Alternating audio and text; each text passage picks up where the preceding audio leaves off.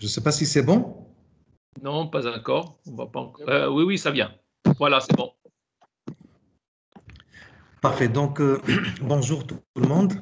Je voudrais d'abord remercier Madame Raja Shafi, toute l'équipe 4C à Rabat, toute l'équipe canadienne de m'avoir fait l'honneur de me donner la parole à l'occasion de ce webinaire. C'est pour moi un très grand honneur, un très grand privilège.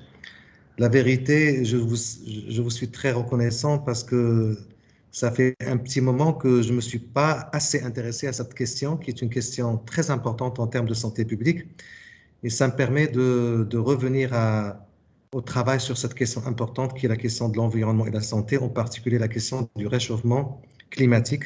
Et aujourd'hui, dans le contexte de cette pandémie, moi, je crois que on ne peut pas ne pas aborder cette question vitale, tout simplement, pour la population, toutes les populations mondiales.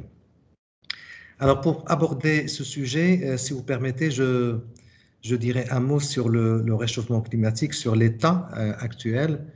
Tout le monde reconnaît aujourd'hui qu'il y a un réchauffement climatique évident et objectif. Ensuite, je parlerai des conséquences sur la santé publique, avec un petit focus sur le Covid-19, la pandémie qu'on vit tous aujourd'hui, avant d'aborder quelques réponses adoptées et leurs limites, et avant donc de conclure cet exposé qui est très court. D'abord, aujourd'hui, tout le monde reconnaît, l'Organisation mondiale de la santé notamment, que le changement climatique est identifié comme un très grand risque, mais en même temps, une grande opportunité pour la santé publique du XXIe siècle. Et qu'aujourd'hui, ces questions de réchauffement climatique impactent sévèrement notamment les pays les moins développés, les pays du Sud, les pays des zones arides, les pays fragiles, les zones côtières qui sont considérées comme particulièrement vulnérables selon toujours l'Organisation mondiale de la santé. On sait tous que ces changements climatiques font planer beaucoup de risques sur la santé des populations, comme beaucoup de rapports au niveau international l'ont bien montré. Et aujourd'hui, comme on sait dans les différentes conférences internationales, il y a un certain nombre de décisions qui sont prises sur la réduction des émissions de gaz à effet de serre. Alors, tous bien ces actions conditionneront probablement, très probablement, la santé des populations dans les dizaines d'années qui vont venir, comme ça a été montré, beaucoup de publications, dont une sur Lancet, et qui dit clairement que si des actions concrètes ne sont pas entreprises, eh bien c'est un danger important, non seulement pour la santé publique, mais pour l'humanité d'une manière générale. Le réchauffement climatique, moi je crois que tout le monde, personne ne peut nier l'existence de ce réchauffement. Toutes les données sont claires pour le démontrer par A plus B. On sait que la température augmente partout dans le monde et que cette augmentation, elle est continue, et cette augmentation est qualifiée aujourd'hui déjà de dangereuse. Donc, lorsque elle arrivera à plus de 2 degrés au niveau mondial, ensuite, lorsqu'on va atteindre des augmentations de 4, 5, même 6, eh bien, c'est une menace catastrophique pour l'humanité, voire une menace existentielle à très long terme pour l'humanité. Donc, c'est un problème très, très sérieux, objectivé par non seulement la modélisation, mais objectivé aussi par les données d'aujourd'hui. Et on le voit même sur des périodes pas très, très longues, qu'il y a des changements importants. On le voit par exemple au Maroc, où la température a beaucoup augmente, et on le sent année après année, et donc les données le montrent. Et aussi, les précipitations moyennes ont beaucoup diminué au Maroc, et ceci, quelle que soit la région. Alors, lorsqu'on voit les températures, même dans des villes marocaines, sur des périodes de 1998 jusqu'à 2017, on voit qu'il y a des variations positives pour quasiment toutes les villes, plus 2,6 degrés, 2,5, 2,3, 2,1.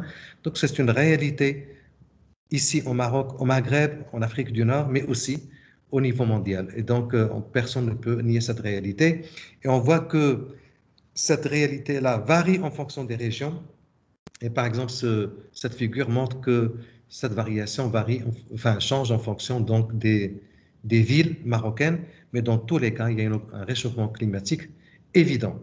Et on voit à travers les différentes cartes, et là, le Maghreb, c'est juste un exemple, qui montre qu'en fait, qu'il y a un décalage géographique du climat.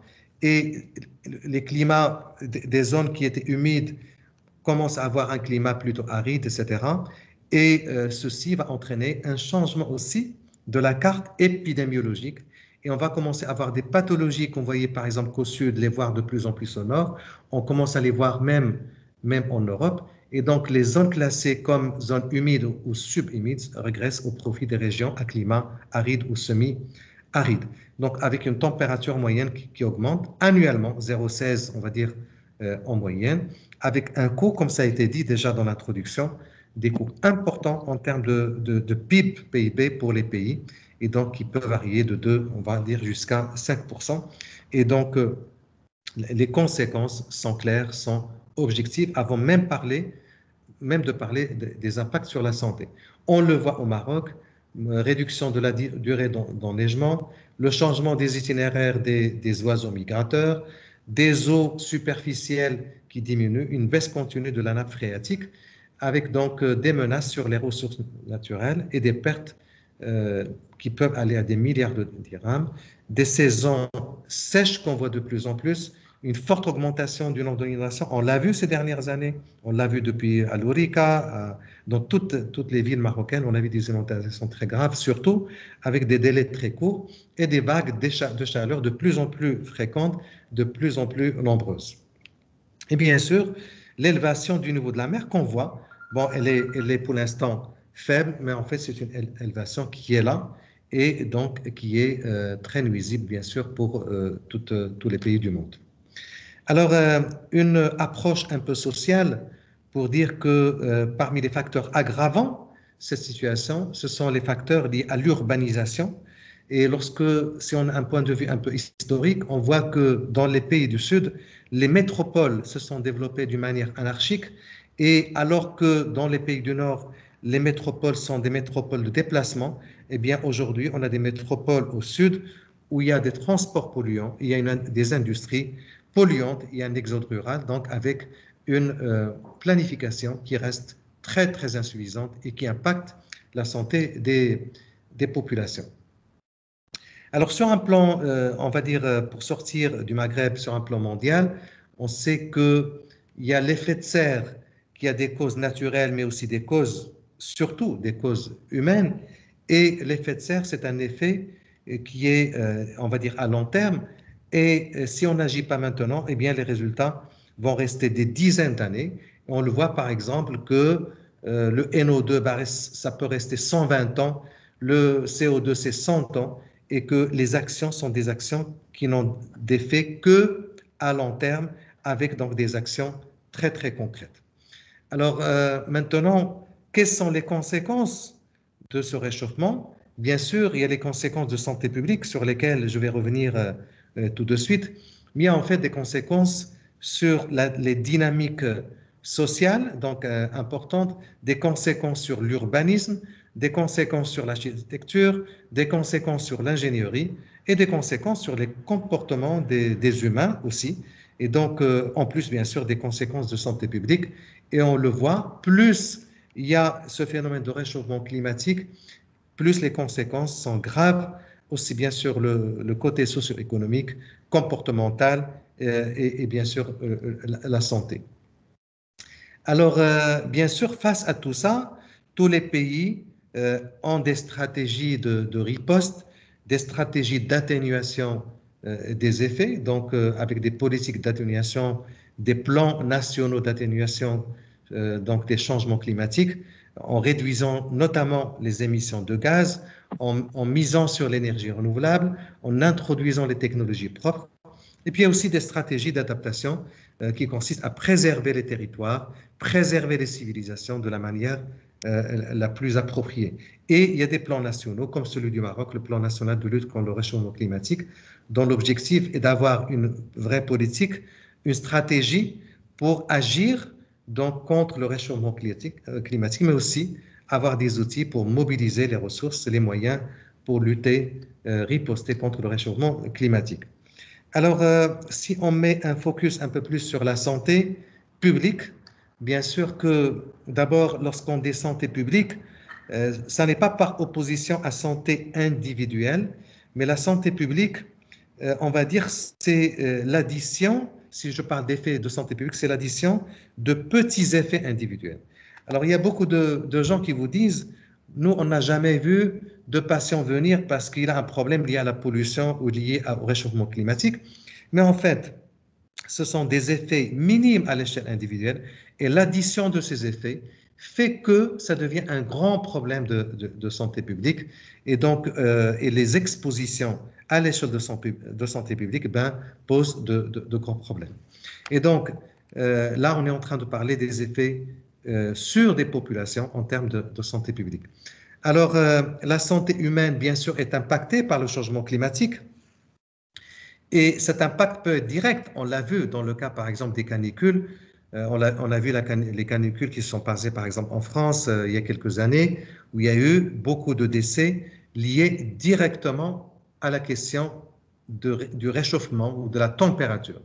Mais les effets aussi sont indirects via, bien sûr, la couche d'ozone, avec donc la pénétration d'UV qui vont impacter l'être humain, via la réduction de la biodiversité, via donc les écosystèmes qui sont naturels qui sont touchés, via la pollution et la raréfaction de l'eau, avec des effets bien sûr sur la santé, via aussi la désertification et la dégradation donc des terrains agricoles, et bien sûr qui va aussi impacter l'être humain. Donc en fait, le réchauffement climatique entraîne toute une série d'interactions qui sont liées, une série d'interactions avec des phénomènes liés les uns aux autres et qui, en fin de compte, vont impacter la santé humaine.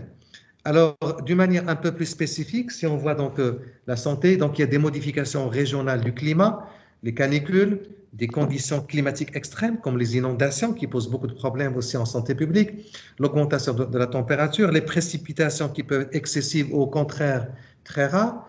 Tout ça va entraîner des voies de contamination microbienne, va changer les dynamiques de transmission, va changer les écosystèmes hydrauliques et va aussi entraîner des composants socio-économiques qui vont agir sur la santé. Et via tout cela, eh bien, on va avoir plus de décès liés simplement à la température, mais il y a aussi des décès liés à des conditions climatiques extrêmes, des décès liés à la pollution atmosphérique. On sait que la température augmente, agit sur la pollution atmosphérique, notamment en produisant de l'ozone, des maladies d'origine hydrique et alimentaire, des maladies liées aux vecteurs et aux rongeurs qu'on voit en lien avec la température, et bien sûr les effets de la pénurie et la pollution de l'eau, sans oublier les effets sur la santé mentale, sur l'état nutritionnel, sur les maladies infectieuses, les maladies tropicales qu'on va voir à cause donc du réchauffement climatique. Et tout cela nécessite des mesures d'adaptation et des mesures d'atténuation. Alors tous ces effets-là sont maintenant identifiés, mais il y a aussi des effets que la recherche va encore trouver et qui seront mis en évidence. Donc, le réchauffement aura des effets directs sur la santé publique et des effets indirects via la pollution atmosphérique, la modification des écosystèmes, la modification des ressources en eau, l'impact sur les ressources en eau, les maladies vectorielles, et puis tous les déterminants sociaux de la santé. Et on sait combien ces déterminants sont importants. Alors, ces effets seront bien sûr très variables et l'impact sanitaire dépendra bien sûr de l'intensité du réchauffement, de l'interaction avec d'autres changements au niveau global, des évolutions de la société et de la technologie, les mesures d'adaptation, les délais d'action et les mesures d'atténuation qui vont être prises. Et on voit ici sur ce schéma, sur une publication faite au niveau d'un institut aux États-Unis, qui montre que les maladies, par exemple, liées à la pollution de l'air, vont prendre de plus en plus importante comparativement aux autres maladies. Ils vont beaucoup, disons, prendre de l'importance. Il y a des cancers liés à la pollution de l'air, bien sûr les maladies respiratoires et les maladies liées toxicologiques qui vont augmenter de plus en plus dans les décennies qui vont venir. À titre d'exemple, la pollution de l'air, on voit que cette pollution-là peut avoir comme effet simplement une gêne respiratoire, ça peut conduire à des symptômes, ça peut conduire à la consommation de médicaments, surconsommation de médicaments, la restriction d'activité, et ça peut conduire bien sûr à une surmortalité. Il y a eu beaucoup d'études, d'ailleurs y compris au Maroc, à Casablanca, une étude a été faite il y a quelque temps, ça ne fait pas si longtemps que ça, a montré un impact clair de la pollution sur aussi bien la morbidité que la mortalité, ici à Casablanca, mais aussi partout dans le monde. Alors maintenant, pour agir sur le plan de la santé publique, il y a quelques freins. D'abord, on ne connaît pas encore des fois suffisamment les enjeux et les risques, ou du moins on n'est pas conscient des enjeux au niveau donc décisionnel. Et donc, il est très important de dépasser les frontières disciplinaires. Moi, je pense que si on veut agir, il faut agir ensemble, aussi bien la santé ne peut pas s'intéresser qu'à la santé, c'est pas possible. On peut pas simplement, la santé publique ne peut pas être simplement ou jouer le rôle de pompier. Il faut agir bien en amont parce que sinon on n'y arrivera pas. Donc il faut que tous les secteurs travaillent ensemble. Il faut faire évoluer les comportements individuels, c'est très difficile. Donc il faut pas qu'il y ait des fragmentations des politiques publiques. Là aussi, c'est un frein à l'action. Donc, il faut favoriser les espaces de dialogue et je suis très heureux qu'aujourd'hui, justement, c'est un espace de dialogue et inscrire les objectifs de santé publique dans toutes les politiques. Ce n'est pas que dans la politique du ministère de la Santé, la santé publique dans toutes les politiques. Et très important de prendre en compte aussi les analyses économiques parce que ça aide à mieux prendre les décisions. Alors, si je veux dire un mot de la pandémie qu'on vit tous, du Covid, alors il y a beaucoup de discussions, beaucoup de débats sur cette question-là. D'abord, lorsqu'il y avait le confinement, tout le monde a parlé du fait que le confinement a permis la réduction des émissions des gaz à effet de serre. Il y a même des travaux qui l'ont démontré. Il y a par exemple un papier qui est sorti dans Nature Climate Change qui a montré que une chute brutale des émissions mondiales dues aux mesures donc de confinement avec des chiffres. Par exemple, au moins 50% de la population mondiale a réduit son déplacement de moitié en 2020. C'est pas négligeable. Les tendances de mobilité sur Google indiquent dans cette étude toujours que plus de 80% de la population dans 114 pays ont réduit leur déplacement. Il y a une baisse objective du CO2, des NOx et d'autres émissions de 10 à 30%. Mais en fait, ce qui est clair, c'est que ces effets sont des effets transitoires et qui ne règlent pas le problème à long terme. Et qu'en réalité, aujourd'hui, on se retrouve plutôt dans, on va dire, une double charge de la pandémie, mais aussi les effets liés au réchauffement climatique. Car le réchauffement climatique n'a pas permis de nous protéger donc contre le Covid. Là aussi, il y avait des gens qui croyaient que le Covid n'allait pas s'installer dans les zones très chaudes.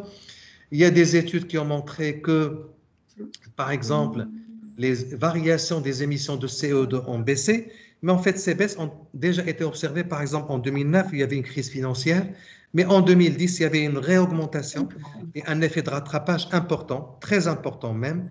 Et donc, il ne faut pas miser sur cela, il faut miser sur des actions à long terme.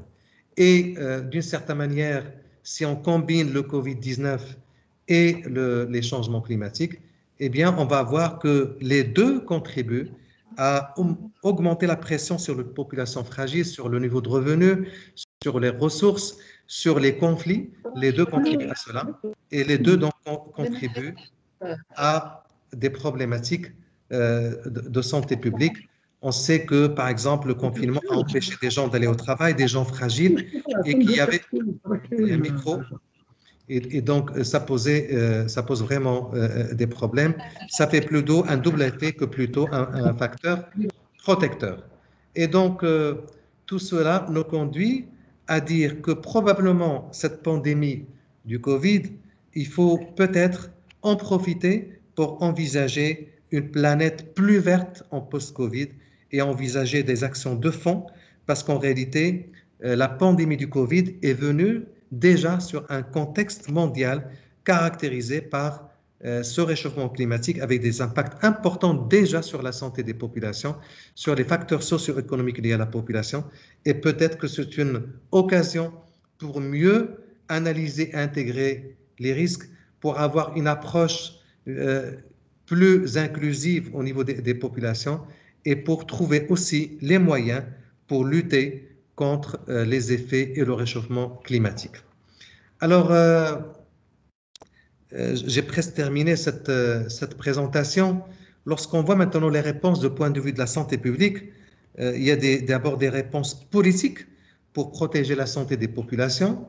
Il y a bien sûr la réglementation et la loi et la réglementation. On sait que par exemple, dans un pays comme le Maroc, il y a beaucoup de lois qui visent la protection de la santé publique. Il y a bien sûr l'éducation et bien sûr la médecine qui en réalité va prendre en charge une partie des conséquences donc du réchauffement climatique et donc qui ne suffit pas du tout pour régler bien sûr ce problème. Donc sur le plan de l'environnement, il y a eu Rio, ça fait déjà longtemps, et beaucoup d'actions qui ont été faites au niveau de tous les pays, notamment donc des stratégies nationales pour la protection de l'environnement et le développement durable. Au Maroc, à titre d'exemple, il y a eu la prise en compte dans la constitution marocaine de 2011, franchement, de textes qui sont avant-gardistes, des textes très intéressants et qui donnent des droits, donc dans disons, sur les mortalités évitables, le droit à la sécurité et à la protection de la santé, le droit à l'accès aux soins, le droit à un environnement sain, c'est-à-dire que la Constitution en fait, aborde la question des déterminants sociaux de la santé et donc le droit du citoyen à avoir on va dire, des bons déterminants sociaux de la santé. Bien sûr que la santé publique a des outils de surveillance, donc très importants, des outils de l'identification des déterminants, des facteurs de risque, l'évaluation des impacts, des outils de modélisation prospective pour comprendre mieux l'impact, et aussi des outils d'analyse bénéfices-risques des différentes actions entreprises, des outils de promotion de la santé. Ces outils-là, bien sûr, doivent être utilisés pour améliorer la santé publique liée au réchauffement climatique. Mais, vous voyez, au Maroc, par exemple, il y a eu beaucoup de réformes du système de santé, mais en fait, toutes ces réformes-là, s'ils ne sont pas intégrés dans une vraie stratégie de santé publique multisectorielle, avec la composante santé dans toutes les politiques, eh bien, même si on réforme les hôpitaux, même si on ouvre d'autres hôpitaux, même si on ouvre d'autres centres de santé, etc., si on n'agit pas en amont, ça ne suffit pas. Ça ne veut pas dire, bien sûr, qu'il ne faut pas améliorer le système de santé, bien au contraire, mais l'action doit être beaucoup plus globale. Très important, bien sûr, qu'il y ait une veille, qui est une composante, en fait, de la santé publique. Il faut anticiper les changements. Il faut utiliser les données. Aujourd'hui, on parle de big data. Il y a beaucoup de données qu'on peut utiliser pour améliorer les conditions de santé. Il faut bien sûr plus d'intégration entre le monde de la santé et le monde de l'environnement, mieux comprendre les déterminants et aussi avoir une approche réactive et flexible, c'est-à-dire qu'il faut des fois sortir des schémas classiques et rechercher des signaux non classiques pour essayer donc d'améliorer la situation de la santé publique. Donc, voilà succinctement ce que je voulais vous dire dans cette présentation très courte. En réalité, le sujet est extrêmement vaste. Peut-être qu'on peut revenir sur certains aspects dans nos discussions. En tout cas, la pandémie du Covid-19 peut-être donne une bonne occasion de parler des risques liés au changement climatique à l'environnement.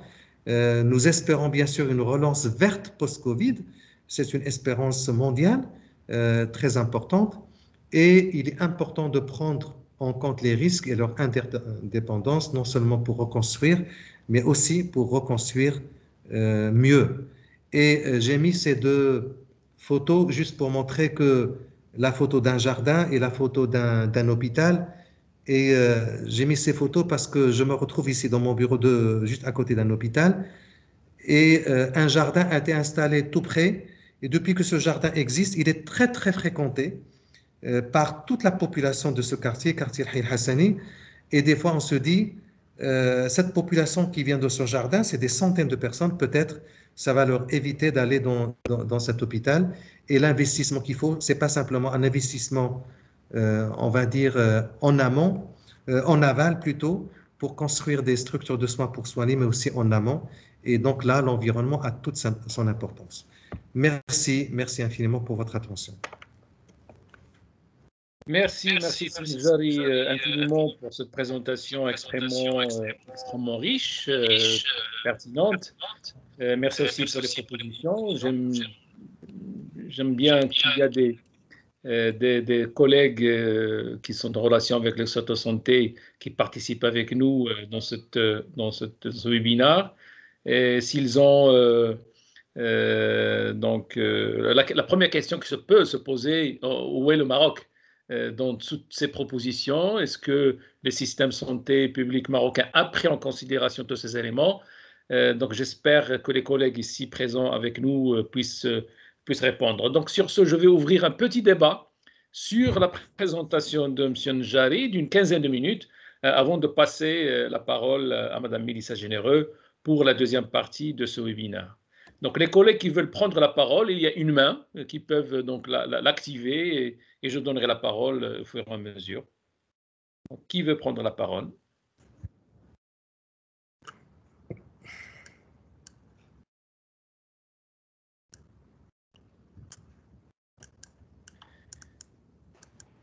Je vois. Sissinen, vous pouvez commencer en attendant. D'accord. Merci beaucoup. Je ne sais pas si vous m'entendez. Très bien. Très bien, ok, merci beaucoup. Bonjour tout le monde. Donc, je remercie Sinjari pour sa présentation très excellente qui nous a permis d'apprendre beaucoup de choses en matière de santé, de relations avec le changement climatique. Donc, personnellement, j'ai beaucoup appris. Je le remercie encore une fois.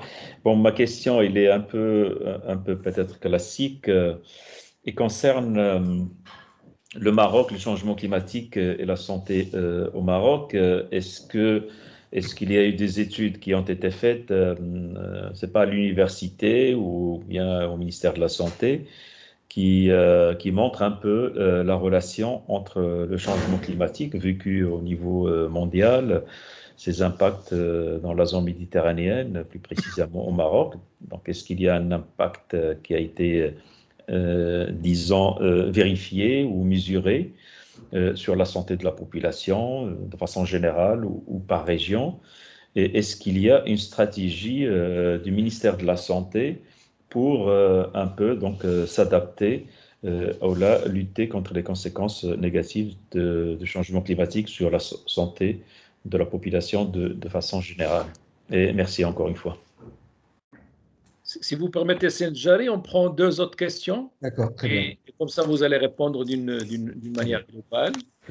Il y a Sibnis qui a demandé aussi la parole. Et après, c'est Himi. Fadal, c'est Sibnis. Oui, merci beaucoup. Encore une fois, merci à Sinjari. Effectivement, on a appris beaucoup de choses sur l'importance du problème. Et effectivement, la question qui vient d'être posée, comment peut-on construire une politique de prévention? Parce que ce qui nous attend dans l'avenir, c'est un réchauffement important. Et donc, moi, je pense qu'il va falloir effectivement au Maroc construire une politique de prévention pour qu'on puisse atténuer les effets de ce réchauffement. Maintenant, je voudrais, si c'est possible, que Sinjari puisse un petit peu nous donner quelques indications sur son point de vue en ce qui concerne l'alimentation et, enfin plutôt l'alimentation et la nutrition en relation avec la santé. Je pose la question parce que le changement climatique vont certainement avoir un impact très très important sur l'agriculture marocaine, qui va devoir s'adapter à de nouvelles données, à de nouveaux contextes de rareté de l'eau. Donc, il y a nécessité de s'adapter. Et l'agriculture est en train de s'adapter progressivement. Mais je pense que dans l'avenir, il va falloir exploiter la possibilité d'améliorer nos régimes alimentaires, notre façon de consommer pour essayer de limiter l'impact sur la santé. On parle beaucoup des effets de certains aliments sur la santé, particulièrement pour améliorer l'immunité, etc. Alors, ma question est de voir, est-ce qu'il y a des indications qu'on peut retenir pour améliorer l'immunité des citoyens à travers une meilleure alimentation. Et je pense particulièrement à la question de la consommation de la viande qui pose problème au niveau écologique, au niveau international, parce que beaucoup d'écologistes prônent la réduction de la viande et consommer directement les végétaux. Et alors, on trouve que dans le monde, il y a des pays qui consomment beaucoup plus de végétaux et moins de produits animaux. Et on voit qu'ils se comportent, sur le plan santé, ils se comportent correctement. Donc, est-ce qu'on peut comment peut-on améliorer l'immunité? Est-ce qu'on peut se passer de la viande? Merci beaucoup. J'entends bien la viande rouge. Hein? Merci, Sébénis. Donc, on termine avec Sihimi. Fadal, Sihimi. Oui, bonjour. Merci pour votre intervention, Senjari. Ma question est un petit peu plus générale, c'est-à-dire, donc, vous avez exposé que le changement climatique, il impacte plusieurs aspects de notre société, que ce soit l'agriculture, que ce soit la santé ou même la structure sociale familiale.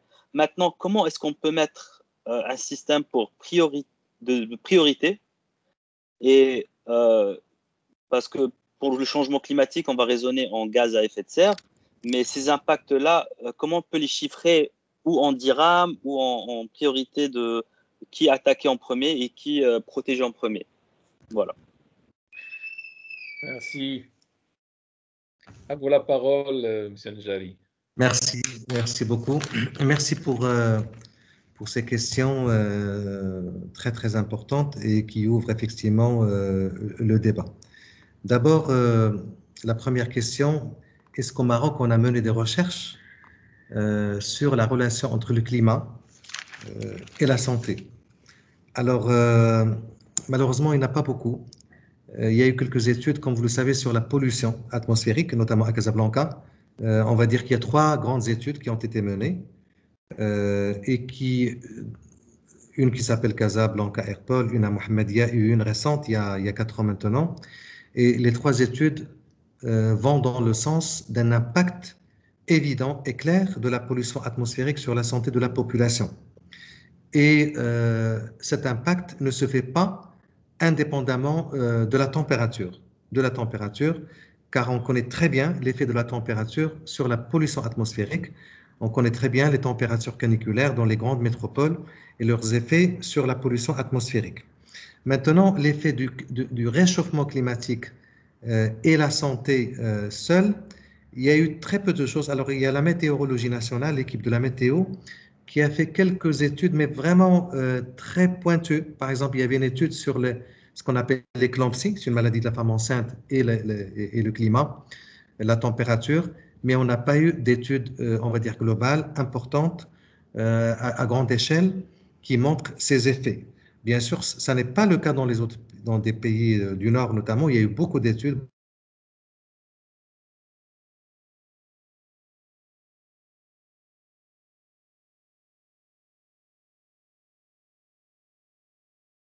Absolument de lancer des projets de recherche sur ces sujets-là, simplement, au moins, pour donner aux décideurs des informations qui peuvent les aider à prendre les actions, à prendre donc les décisions.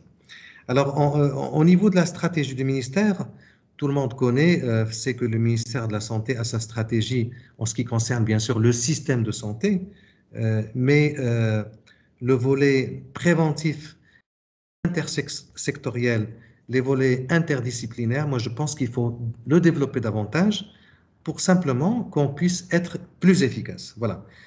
C'est vrai que ces questions de l'environnement, ces questions du réchauffement climatique, en fait, on ne les entend pas beaucoup dans le milieu de la santé. On ne les entend pas beaucoup dans le milieu médical.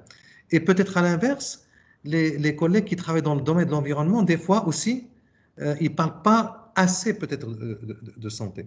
Moi, je crois qu'il faut que ces mondes-là communiquent entre eux pour pouvoir simplement protéger la population. Moi, je crois que ce qui a été dit par Sibnis, ça me fait plaisir, Sibnis, de vous voir, même si je ne vous vois pas directement, parce que ça fait longtemps que je ne vous ai pas vu. Vraiment, c'est un honneur pour moi de vous voir. La question de la politique de prévention est très, très importante. La question du comportement.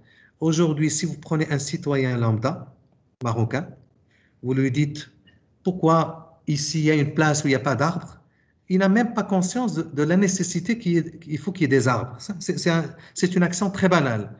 L'autre jour, j'étais dans un parking d'un supermarché où il faisait très chaud. Je dis, mais pourquoi dans ce parking il n'y a pas d'arbres? Simplement, c'est des petites choses. Je crois qu'il y a une prise de conscience très, très insuffisante sur le plan de l'environnement au niveau de la population. Et il y a beaucoup, beaucoup de travail à faire pour changer les comportements des citoyens, mais aussi des responsables et qui ont le pouvoir décisionnel. Moi, je crois que la sensibilisation à ces questions reste insuffisante. On n'est pas vraiment dans une stratégie de prévention efficace sur ces questions de l'environnement. Moi, je crois qu'il faut vraiment, vraiment qu'on travaille sur ça. Il faut qu'on travaille sur ça à l'école primaire. Vous voyez, par exemple, en Europe, ce sont les enfants qui vont voir leurs parents et qui leur disent « Attention, il ne faut pas faire ça ». L'enfant, il est plus sensibilisé que la maman ou le papa. Moi, je crois qu'il y a beaucoup à faire. Sans être trop long, la question de M. Bennis aussi, qui concerne l'alimentation et la nutrition. Donc, c'est une question aussi très importante. Vous savez qu'aujourd'hui, il y a beaucoup de débats sur la question de la nutrition, sur la question de l'immunité en rapport avec la nutrition. Alors, il y a quelques années, nous-mêmes, moi-même, lorsque j'étais étudiant en médecine, on nous disait il faut manger de la viande tous les jours. Il faut qu'il y ait de la viande, des protéines, des lipides et des glucides. Aujourd'hui, les nutritionnistes, ils vont plutôt dans le sens de nutrition pas calorique, mais plutôt qualitative, où la nutrition doit être riche en antioxydants, ne doit pas contenir de toxiques, de produits toxiques, pour protéger notre corps. Donc, il y a la question de la toxicité alimentaire, par exemple la pollution liée à la dioxine. Par exemple, la dioxine, on peut la trouver même dans des œufs, on peut trouver dans de la viande de poulet, etc., même qui est blanche, même pas rouge. Il y a la question de la toxicité et la question aussi de la qualité nutritionnelle, qui doit être une qualité qui ne s'appuie pas beaucoup sur la production excessive. Alors, par exemple, la question de la viande, qu'est-ce qu'on fait aujourd'hui? On produit beaucoup de viande avec des hormones, avec on va dire des produits qui dopent les animaux pour satisfaire le besoin humain en termes de consommation de viande. Mais en réalité, il faut aller sur de la consommation beaucoup mieux qualitativement. Et aujourd'hui, tous les nutritionnistes s'accordent sur le fait que la viande, il ne faut pas qu'il y ait de consommation excessive. Il faut plutôt miser sur les produits végétaux, notamment les légumes. La viande, il faut diminuer la viande. Rouge, bien sûr, parce qu'elle a un effet, par exemple, évident sur le cancer de la prostate, entre autres. Il faut diminuer, bien sûr, les viandes. Mais on peut avoir une discussion beaucoup plus approfondie. Moi, c'est un sujet qui m'intéresse beaucoup, la nutrition, mais c'est un sujet extrêmement, extrêmement vaste. La question de Sihimi, la dernière. Pardon? La question, Sihimi, oui, effectivement, vous avez dit que le sujet est tellement vaste qu'il faut définir des priorités. Entièrement d'accord avec vous, Sihimi. Moi, je pense que, comme ça a été déjà dit avant, la question de la prévention doit être dans les priorités. La prévention. Voilà. Merci. Si Sahibi, est-ce que je vous permettais que je demande également à notre ami Siljari de nous donner son point de vue sur la consommation des compléments alimentaires. Ces comprimés maintenant qu'on trouve un petit peu partout, est-ce que c'est conseillé, est-ce que c'est pas conseillé? Alors, vous savez, ce qu'on appelle les compléments alimentaires, ça rentre dans le domaine de ce qu'on appelle la micronutrition. C'est pas la nutrition, c'est la micronutrition. C'est-à-dire, en fait, c'est des micro-aliments. Ces compléments alimentaires, bien sûr, ils apportent un plus clair, mais seulement il ne faut pas en abuser parce que vous savez que, par exemple, lorsque vous parlez de magnésium ou même de zinc ou de vitamines, il y a des doses qu'il ne faut pas dépasser, bien sûr, dans l'organisme, donc il ne faut pas en abuser. Il faut pas en abuser. Par contre, moi, ce que je conseille, c'est surtout manger des légumes et des fruits. Voilà, c'est ça le plus important, car ils contiennent beaucoup, beaucoup de compléments alimentaires. Donc, les compléments alimentaires, oui, sans problème, sans en abuser. Voilà. Merci Senjari. Donc, sans trop tarder, on passe à la deuxième présentation de Madame Mélissa Généreux sur les impacts psychosociaux des catastrophes naturelles à la pandémie Covid-19. À vous la parole, Madame Généreux. Et merci de votre présence avec nous aujourd'hui. Oui, bonjour. Donc, vous m'entendez bien? Oui, on vous entend très bien. Excellent. Et vous voyez la présentation? Effectivement, oui, on voit la présentation. Très bien, parfait. OK, alors, c'est en route. Merci beaucoup pour la présentation précédente et vous allez voir que nos deux présentations se veulent tout à fait complémentaires parce qu'on parle autant de la santé, mais sous un angle bien évidemment assez différent. Donc ici, on va parler davantage de la santé mentale et aussi des impacts psychosociaux de façon plus générale qui découlent bien sûr des catastrophes naturelles associées au changement climatique, mais aussi de la pandémie de COVID-19, là, sur la base de résultats qu'on a observés, qu'on a obtenus d'études que je vais vous présenter aujourd'hui. Oh, j'ai juste de la difficulté à changer mes diapos. Ah, parfait.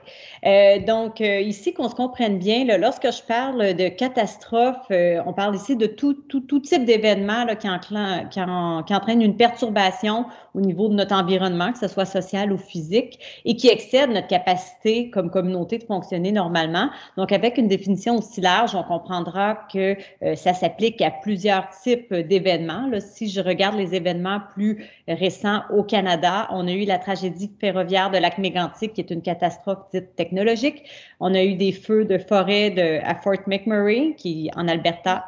Mélissa, oui? Je suis désolée de vous interrompre, mais apparemment, la présentation ne défile pas. J'ai des commentaires qui disent qu'elle ne défile pas. Si vous pouvez juste essayer de la mettre en plein écran. Elle est en plein écran. Mais est-ce que est-ce que vous la voyez bouger, là? Défiler? On est toujours, en tout cas pour moi, on est toujours sur la première diapo. Ah oui? OK. Ben, j'ai fait un partage d'écran. Bon. Je peux peut-être juste arrêter le diaporama. Est-ce que là, vous le voyez, le diaporama? Là, ça défile. En tout cas, pour moi, ça défile. Oui, ça défile. Parfait. Effectivement. Peut-être juste mettre Ben, je vais le laisser comme ça. Est-ce que ça va pour vous si je le laisse comme ça, ici? Là, c'est bon, mais peut-être essayer juste de la mettre en plein écran. Mais c'est ce que je faisais tantôt, et puis, hop, si je le fais en mode plein écran, j'ai peur qu'on retourne à la problématique de tantôt. Est-ce que là, vous la voyez? C'est pas grave, Mélissa, on voit, donc on peut voir la présentation. Est-ce que vous la voyez défiler maintenant? Non, vous avez raison. Le problème, je crois que c'est quand on passe en plein écran, donc... Ah, c'est étrange. Bon. Restez sur voilà, maintenant on voit que c'est... On va laisser comme ça. Merci beaucoup. OK, donc les feux de forêt au Canada, là, qui sont quand même une problématique assez présente. Les inondations, bien sûr, qu'on a connues de manière assez intense au Québec, je vais en parler plus tard. Et maintenant, la pandémie qui rentre au sein d'un type bien particulier de catastrophe naturelle. Et c'est un peu l'idée ici de voir à quel point, peu importe le type de catastrophe, on en arrive à des apprentissages qui peuvent être bénéfiques, peu importe le type de catastrophe. Et pourquoi? Parce qu'en termes de peu importe le type d'événement, on voit qu'il y a plusieurs éléments qui sont communs à ces différents types d'événements-là. Donc, à chaque fois, on parle d'un début qui, évidemment, ne s'est pas annoncé, donc un début assez soudain, peu prévisible, qui s'accompagne inévitablement de peur, d'inquiétude, d'incertitude. Et il y a aussi beaucoup un contexte d'information, ou je dirais même de crise d'information qui amène une certaine confusion, déception, méfiance à certains égards également. Beaucoup de pertes, que ce soit sur le plan financier, le deuil, la perte sur le plan humain, évidemment, parfois aussi matériel, dommages aux infrastructures, etc. Bon, pour la pandémie, la perturbation du chez-soi est évidemment plus axée sur un confinement. Donc, on demeure confiné dans son chez-soi et on perd le lien avec la communauté environnante, alors que pour une catastrophe naturelle plus classique, habituellement, ça vient avec une évacuation massive. Donc, encore une fois, notre quotidien s'en voit complètement perturbé. La réponse gouvernementale qui est très complexe et très, très difficile à comprendre pour les citoyens, une grande attention médiatique qui ajoute une couche de stress et de confusion.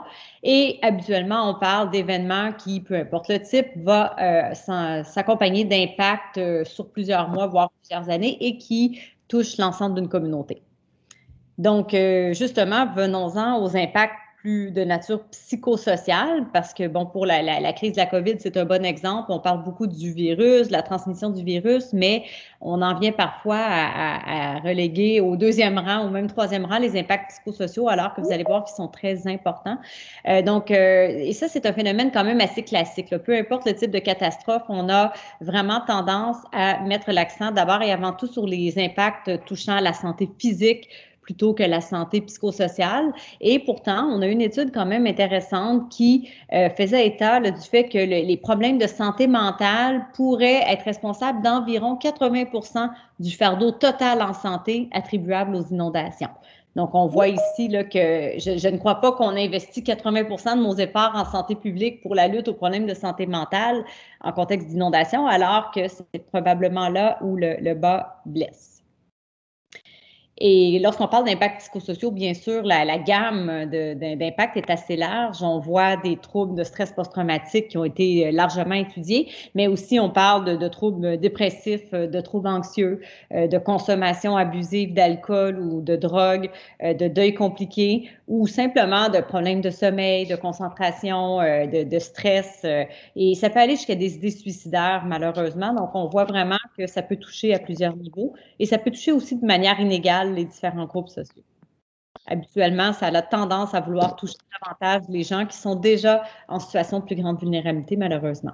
Et j'aime bien ce graphique-ci qui vous montre l'évolution des réactions émotionnelles un peu synthétisées. Là, ça varie d'une catastrophe à l'autre, mais on voit quand même qu'on va avoir un certain un certain high, donc un certain niveau émotionnel plutôt positif, une grande énergie dès le départ d'une catastrophe. On vient mobiliser nos hormones de stress, cortisol, l'adrénaline aussi également.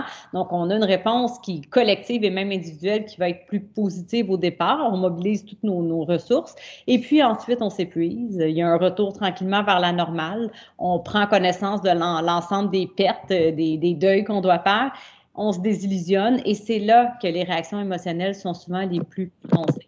D'où le fait qu'on ne peut pas simplement s'intéresser aux réactions émotionnelles sur le coup, pendant la crise aiguë, mais on doit vraiment s'en préoccuper sur le long terme. Et pour faire un clin d'œil à la pandémie, ce qui est tout à fait particulier ici, c'est que contrairement à une catastrophe dite plus aiguë, on est dans un contexte où le stress aigu ne semble pas vouloir partir, donc une vague 1, une vague 2, et qui sait, auront-on une vague 3, une vague 4. Donc, on est toujours dans le stress aigu, mais en même temps, le stress chronique commence à s'installer là, avec les mois qui se cumulent de perturbations. Donc, on est à la fois dans l'impact à long terme, mais aussi on vit toujours la crise de manière plus intense.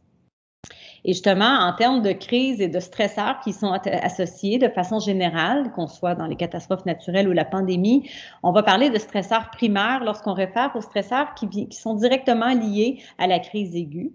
Je ne les nommerai pas tous, mais vous voyez ici quelques exemples. Et ensuite, ce qu'on a tendance à peut-être négliger un peu plus, ce sont les stresseurs secondaires, donc les stresseurs qui vont venir s'installer un peu plus insidieusement sur le plus long terme et qui peuvent causer tout autant sinon plus de tort que les stresseurs primaires. Et ce sont des stresseurs sur lesquels on a peut-être un peu plus de contrôle comme société si on veut agir à titre de prévention et de réduction des risques psychosociaux.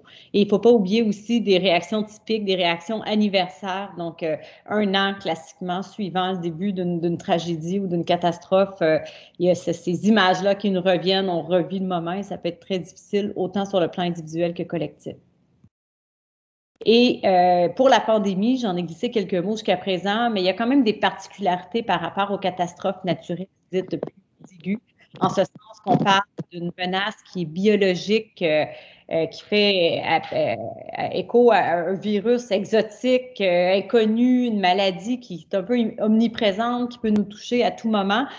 Si on fait l'analogie avec la menace des changements climatiques qui peut apparaître beaucoup plus lointaine ou moins imminente pour le citoyen. Donc, on voit ici que la peur prend un peu plus de place et mène aussi à différentes réactions, tant sur le plan psychologique que comportemental, qui peuvent être surprenantes, si je peux le dire comme ça.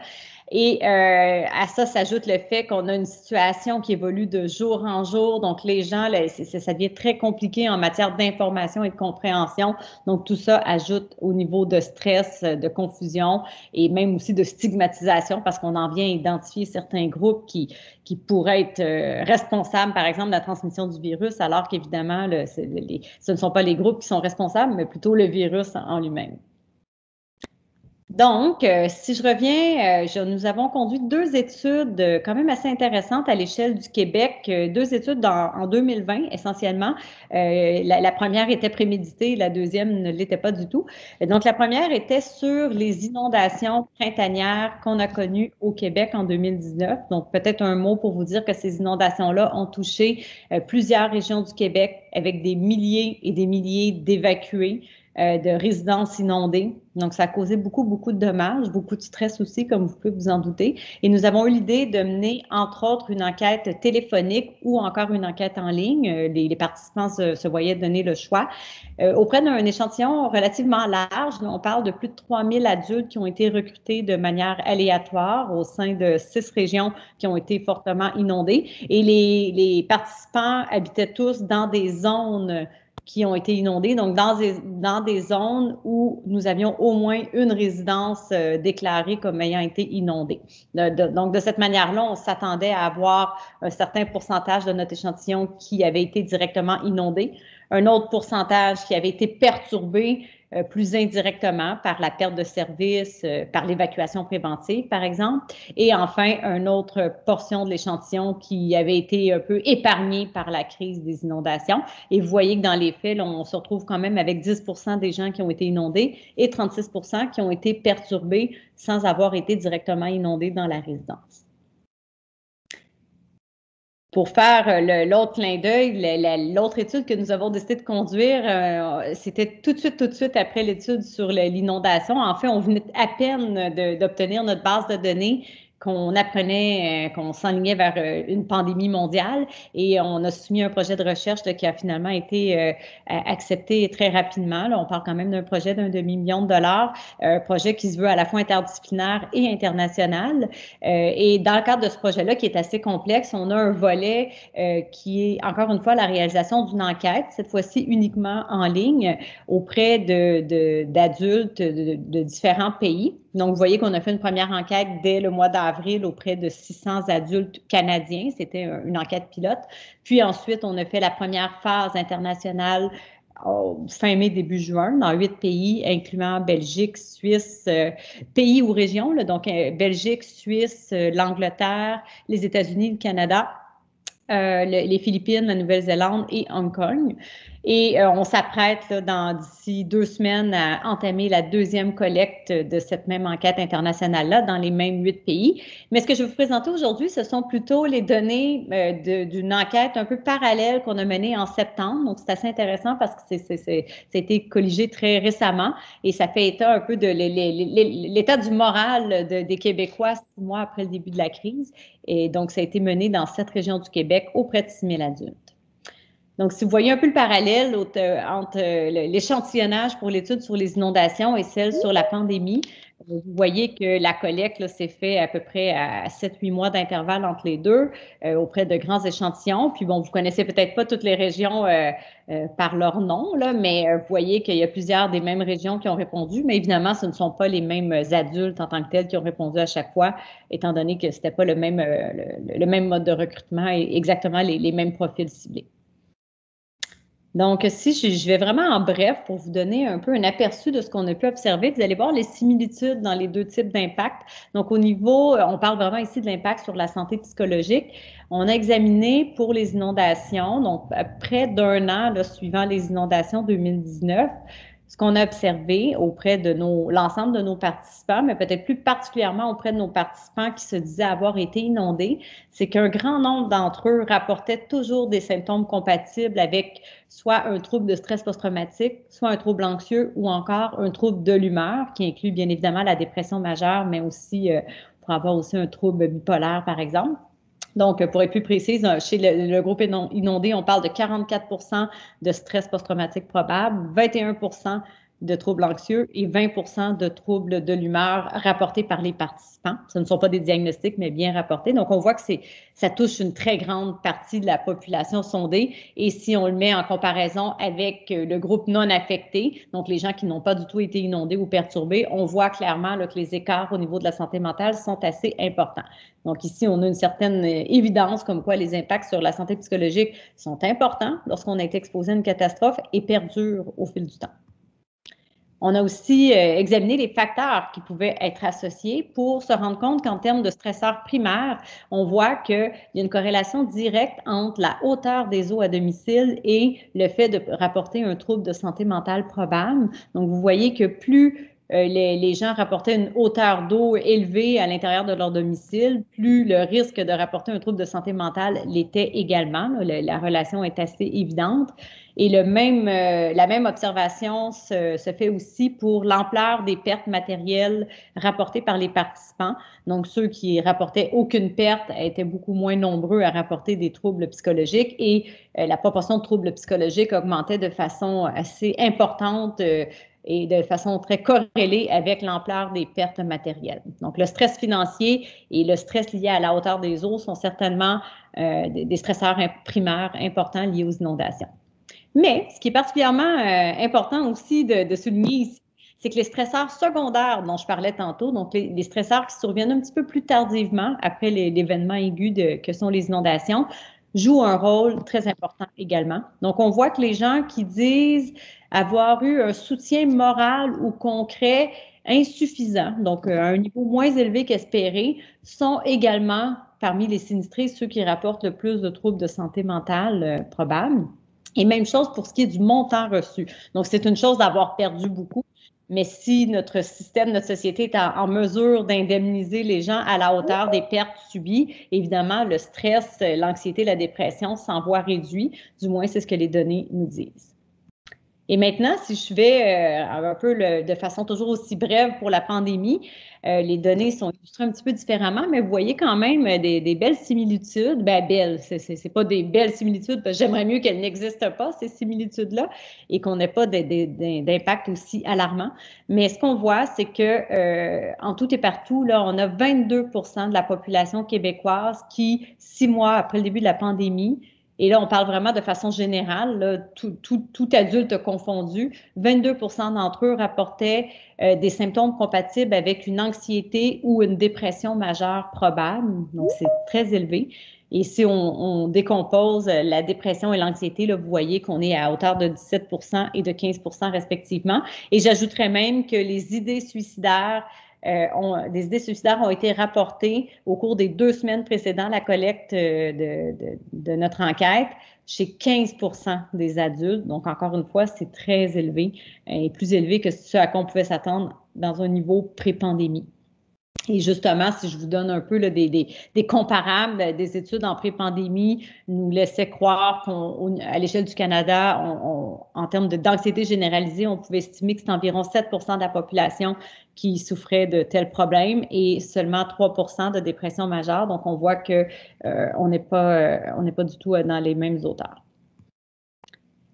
Et ce qui est intéressant, c'est que justement, les niveaux observés d'anxiété et de dépression 6 mois après le début de la pandémie s'apparentent davantage aux niveaux observés dans des communautés qui ont été exposées et meurtries là, en raison de l'exposition à des catastrophes naturelles. Donc, je parlais tantôt des feux de forêt de Fort McMurray, là, qui a été quand même un événement assez marquant pour le Canada dans les dernières années. Dans cette même communauté-là, 6 mois après les feux de forêt dévastateurs, nous avions observé que les troubles anxieux probables touchaient 20 de la communauté et les troubles dépressifs 15 Donc, on voit qu'on est à peu près dans les mêmes niveaux. Et si je fais un parallèle avec notre étude que je viens de vous présenter sur les personnes inondées au Québec, encore une fois, on voit que l'anxiété concernait 21 et les troubles de l'humeur 20 Donc, on est vraiment dans des niveaux similaires. Donc, si je vous le résume en une phrase, en ce moment, la population du Québec tout entière semble souffrir autant qu'une communauté qui aurait été affectée directement par une tragédie de type inondation ou de type feu de forêt intense. Et en passant, je vous parle du Québec, mais les données internationales ne sont pas plus reluisantes, donc il n'y a aucune raison de croire que la situation est beaucoup plus favorable ailleurs. Je vous dirais que même qu'aux États-Unis, elle est encore plus défavorable que ce qu'on a pu observer ici. Et je vous en dirai plus lorsqu'on fera notre collecte en novembre. J'ai bien hâte de voir ce qui s'est passé entre juin et novembre. Donc, je passe rapidement pour vous montrer un peu que la répartition entre les régions qui ont participé à notre étude sur la pandémie est quand même assez variable. Et on voit un peu sans surprise que les régions davantage centrales, donc Montréal, qui est carrément notre métropole au Québec, est de loin la région la plus touchée. Dans cette région-là, on parle de plus qui affichent des symptômes d'anxiété ou de dépression probables. Je vais passer là-dessus, mais je ne vais pas prendre trop de temps, mais juste pour vous dire qu'encore une fois, on a regardé les stresseurs qui pouvaient expliquer un peu cette dynamique-là de réponse psychologique négative au sein de notre population québécoise et mondiale. Et parce que les mêmes facteurs observés au Québec à l'échelle des 8 pays, c'est très, très similaire, les facteurs. Mais je vous reviendrai si vous avez des questions à cet égard-là. Mais en 2 mots, je vous dirais que les facteurs qui découlent de l'influence de l'information sont les facteurs qui ont été les plus importants, comme le fait d'adhérer à des fausses croyances, le fait d'avoir peu de confiance envers les autorités, le fait de sentir que l'information qu'on reçoit n'est pas cohérente. Donc, ce genre de facteurs-là influençaient négativement beaucoup plus que les facteurs liés aux pertes financières ou à l'isolement, par exemple. Donc, tout cela pour dire que les impacts psychosociaux, c'est une réalité qui est bel et bien présente, malheureusement, et ce, autant pour la pandémie que pour les catastrophes naturelles associées au changement climatique. Il faut en prendre conscience absolument. C'est le premier message que je veux passer aujourd'hui. Et il faut être conscient que non seulement ça touche une grande partie de la population, mais que ça dure aussi très longtemps.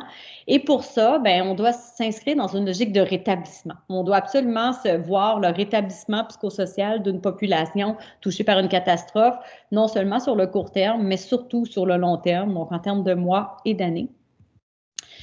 On doit aussi comprendre que, un peu comme ce qu'on disait dans la présentation précédente, lorsqu'on parle de santé mentale, c'est l'affaire de tous. On ne peut pas aider ou soutenir une communauté tout entière dans son rétablissement psychosocial en pensant uniquement au secteur de la santé. On doit absolument intégrer l'ensemble des secteurs qui peuvent avoir une influence sur le rétablissement au niveau social ou psychosocial, incluant les secteurs de l'économie, du logement, aménagement du territoire, etc. Et j'aime bien ici, récemment, l'Institut national de santé publique au Québec a publié, je vous l'ai mis en référence à la toute fin, un document fort intéressant sur la résilience communautaire et la cohésion sociale en temps de pandémie. Donc, essentiellement, on identifie les grandes composantes de la résilience communautaire pour nous inviter à l'action concrète dans chacune des communautés. Donc, vous voyez ici 10 grandes composantes là, que j'ai retenues. Donc, le fait de faire participer les citoyens, donc de vraiment mettre l'humain au cœur de la démarche, le fait de s'assurer de bien connaître nos ressources et de les engager, de les mettre à profit dans la communauté, le fait de se doter d'une vision commune, le fait de valoriser l'innovation, de mettre en valeur les succès ou les forces plutôt que simplement les problèmes. Donc, je ne les lirai pas tous. Le fait d'avoir un cohérent, bien intégré entre les différents secteurs. Donc, des principes quand même assez logiques, mais qu'on doit constamment se rappeler et s'assurer qu'on qu'on respecte ces principes-là dans chacune de nos décisions qu'on peut prendre lorsque vient le temps, notamment de lutter contre le virus. Et même chose quand vient le temps d'essayer de se rétablir d'une catastrophe naturelle. Et j'aime aussi beaucoup cette figure-ci qui vous montre un peu, en réponse à la problématique psychosociale que je vous ai affichée, autant en post ou en lien avec la COVID qu'en lien avec les inondations. Vous voyez ici que la réponse ne peut pas se limiter à les services spécialisés ou les services de première ligne du réseau de la santé. Donc oui, bien sûr, on doit avoir des médecins de famille, des psychologues, des psychiatres et travailleurs sociaux mis à la disposition de la population, mais on doit absolument agir à renforcer le tissu social, l'approche communautaire, la cohésion. Sans ça, on n'y arrivera pas. On ne pourra jamais rejoindre 22% de la population simplement par l'ajout de ressources au niveau du système de santé. Donc, je terminerai, puis on pourra y aller davantage avec la discussion par la suite, mais en vous disant, moi j'en suis convaincue et j'espère que je vous ai peut-être un petit peu convaincu aussi que les catastrophes, peu importe leur nature, ont et continueront d'avoir des impacts psychosociaux majeurs qu'on ne doit pas oublier. Et pour bien s'adapter à cette réalité-là, ben, la première chose, c'est de développer une compréhension commune des risques liés aux catastrophes qui peuvent être, oui, de nature biologique, de nature météorologique, de nature économique, mais aussi de nature psychosociale. Et on doit réaliser que on doit avoir une approche intégrée pour faire face à ces différents risques-là plutôt que de les traiter chacun en silo.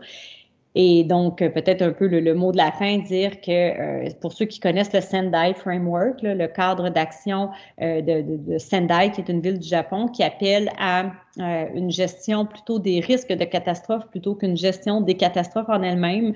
C'est un petit peu le langue qu'on devrait se donner pour être capable de passer au travers de crises telles la pandémie, mais également de crises climatiques. Et voici, comme promis, les références. J'imagine que vous aurez accès à la présentation plus tard, donc je vais terminer ça ici. Oui, donc j'ai terminé. Merci Mélissa pour cette présentation extrêmement riche. Ça nous a donné un autre aspect de l'impact de la pandémie, du changement climatique, que probablement, bon, je ne sais pas, les collègues ici présents, notamment qui travaillent sur le secteur public, est-ce que ces questions sont prises en considération aussi chez nous? Et c'est là l'intérêt de cet échange, et de voir dans quelle mesure donc les politiques publiques prennent en considération quelques éléments qui sont pris dans d'autres pays, notamment au Canada, et voir comment donc bénéficier de l'expérience canadienne dans ce sens. Donc maintenant, j'ouvre le débat autour de la présentation de Mélissa et après, bien entendu, s'il y a d'autres questions sur donc, la thématique en général d'aujourd'hui. Donc, qui veut prendre la parole?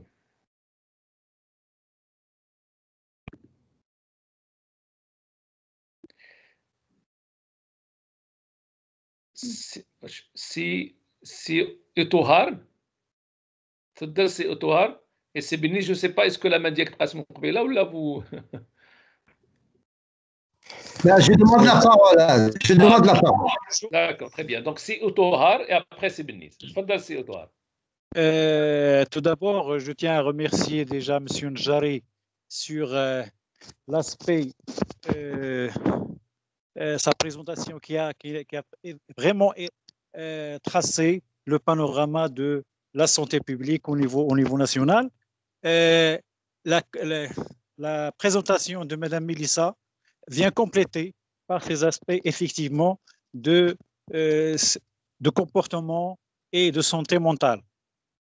Ma question, qui va être un petit peu directe, c'est comment intégrer cette approche multidirectionnelle dans un système éducatif afin effectivement d'ancrer dans le plus profond le comportement de la gestion de risque au niveau de nos écoles et qui peut aller vers nos sociétés, vers nos quartiers, etc.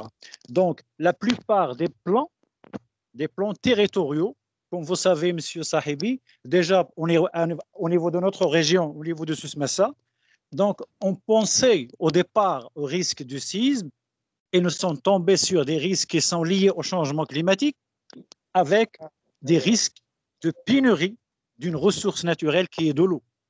Donc, comment on peut outiller notre jeunesse face à ces grands problématiques qui vraiment stressent les grands dirigeants au niveau planétaire.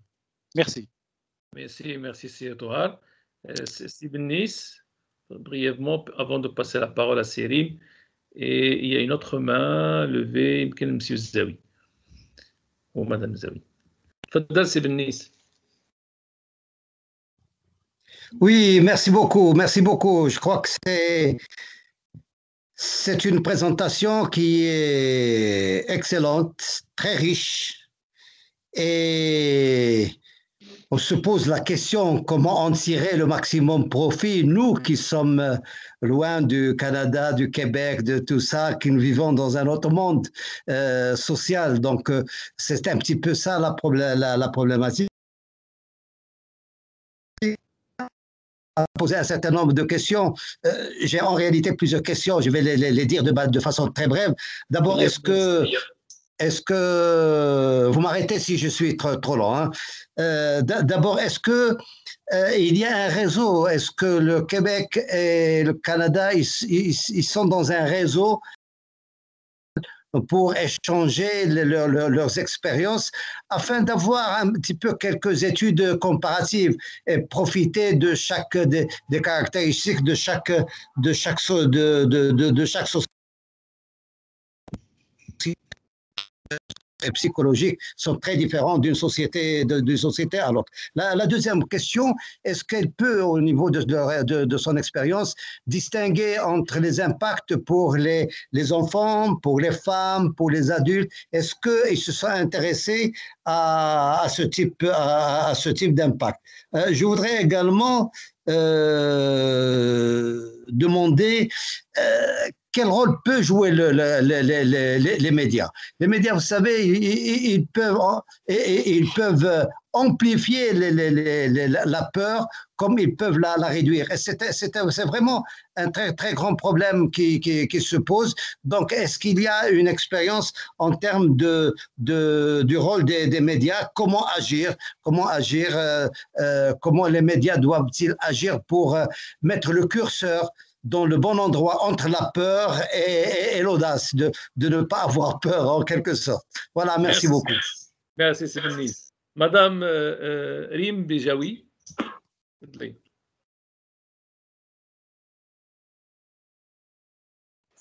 Alors, bonjour à la communauté savante, je suis Zina Bezaoui. Alors, je remercie Madame Elissa pour la richesse de sa présentation. Madame Elissa. Ma question, en fait, elle concerne le développement durable et la relation entre le changement climatique tant attendu au niveau mondial et que la relation entre le changement climatique et la pandémie avec tout ce qui se passe au niveau mondial. Est-il possible maintenant de dire que la pandémie de Covid-19 va stagner les objectifs de développement durable? Merci Madame Rim pour votre question, Madame Bejaoui. Madame Zineb Zawi, et après je donne la parole. Je crois que Madame Chafil est rentrée, donc Madame Zawi Zin. Alors, bonjour à la communauté savante. Je suis très épanouie le moment où Madame Elissa a présenté un certain nombre de statistiques en mettant en fait en corrélation la santé mentale et la catastrophe.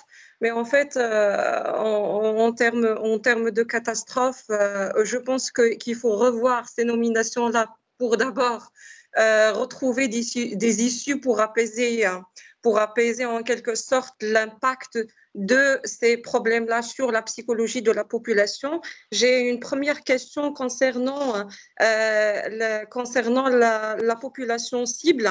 Est-ce que l'enquête menée en fait concerné les citoyens canadiens originaux où vous avez aussi intégré des émigrés parce que c'est très important de le savoir du moment qu'il y a une grande différenciation selon l'approche culturelle ou transculturelle. La deuxième question, quelles sont vos actions communautaires locales qui pourraient en fait diminuer du problème, je dirais, des catastrophes, des tragédies, des crises, du moment que, je dirais, le travail colossal que font les organismes de la société civile au niveau du Québec, en fait, a un grand impact. Je rejoins aussi l'idée de Monsieur Benis concernant les médias. Je me demande à propos du rôle dans l'atténuation du stress d'une communauté au lieu de dramatiser en fait les choses.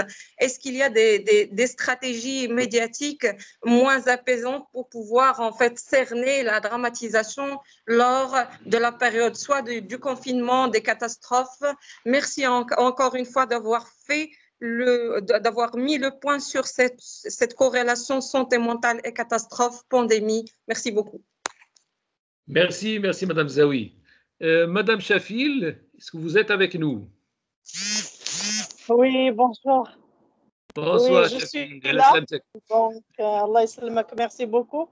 Je suis désolée, donc je n'ai pas pu assister à la première partie du webinaire parce que j'étais dans un avion, donc je viens tout juste de descendre de l'avion. Je suis encore sur la route, mais je tenais quand même à rentrer sur le webinaire. J'ai écouté presque la totalité de la présentation de Mélissa, que je remercie. Je remercie également Sinjari pour avoir partagé avec nous l'une et l'autre leur expérience. Et je remercie Sahibi aussi, qui a dirigé ce webinaire d'une main de maître.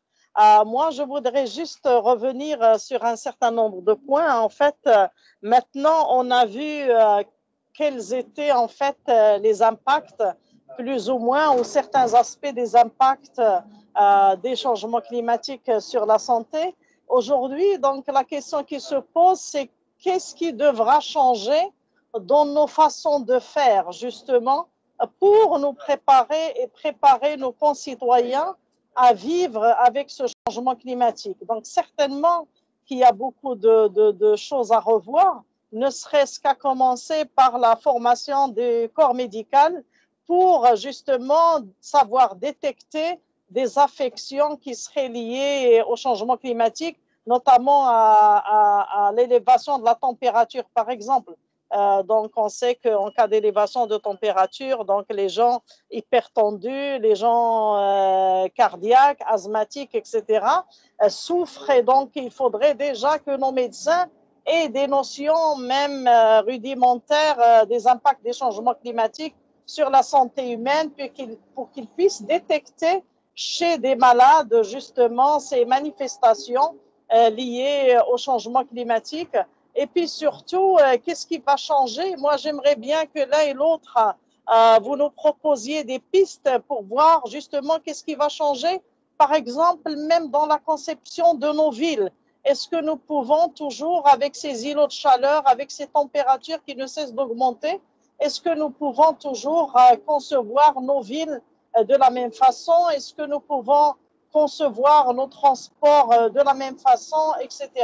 Donc, certainement que nous devons tous commencer à mener des réflexions, que ce soit le corps médical, que ce soit les scientifiques, les experts, mais aussi les planificateurs. Je ne sais pas si vous êtes d'accord, mais il est certain que tout le monde donc, devra revoir sa copie, comme on dit, et voir justement comment est-ce que dans nos planifications, est-ce qu'on pourrait tenir compte de ces changements climatiques sur la santé, que ce soit par rapport à l'élévation de la température, mais que ce soit également par rapport à d'autres manifestations, comme le manque d'eau, le manque de nourriture. Beaucoup d'experts disent que dans quelques mois, même d'ici début 2021, nous allons vivre la crise alimentaire la plus aiguë que l'humanité ait connue, avec la crise du Covid, mais également avec le manque d'eau, etc. Alors, si vous pouviez nous donner des pistes et en vous remerciant encore une fois. Merci. Merci, Madame Chafil. Donc, je donne la parole à Mélissa pour répondre à cette première partie des questions et on peut revenir aux collègues pour évidemment d'autres observations, d'autres questions. Monsieur Sahibi, je crois qu'il y a Monsieur Himi qui a la main levée, Oui. mais je ne sais pas si c'est depuis, comme vous dites, depuis la première question. Non, je voudrais juste donner la parole à Mélissa, comme Parfait. ça, elle va donner une première partie des réponses. Je l'ai baissé, hein. Elle est baissée. Parfait. Oui, Mélissa.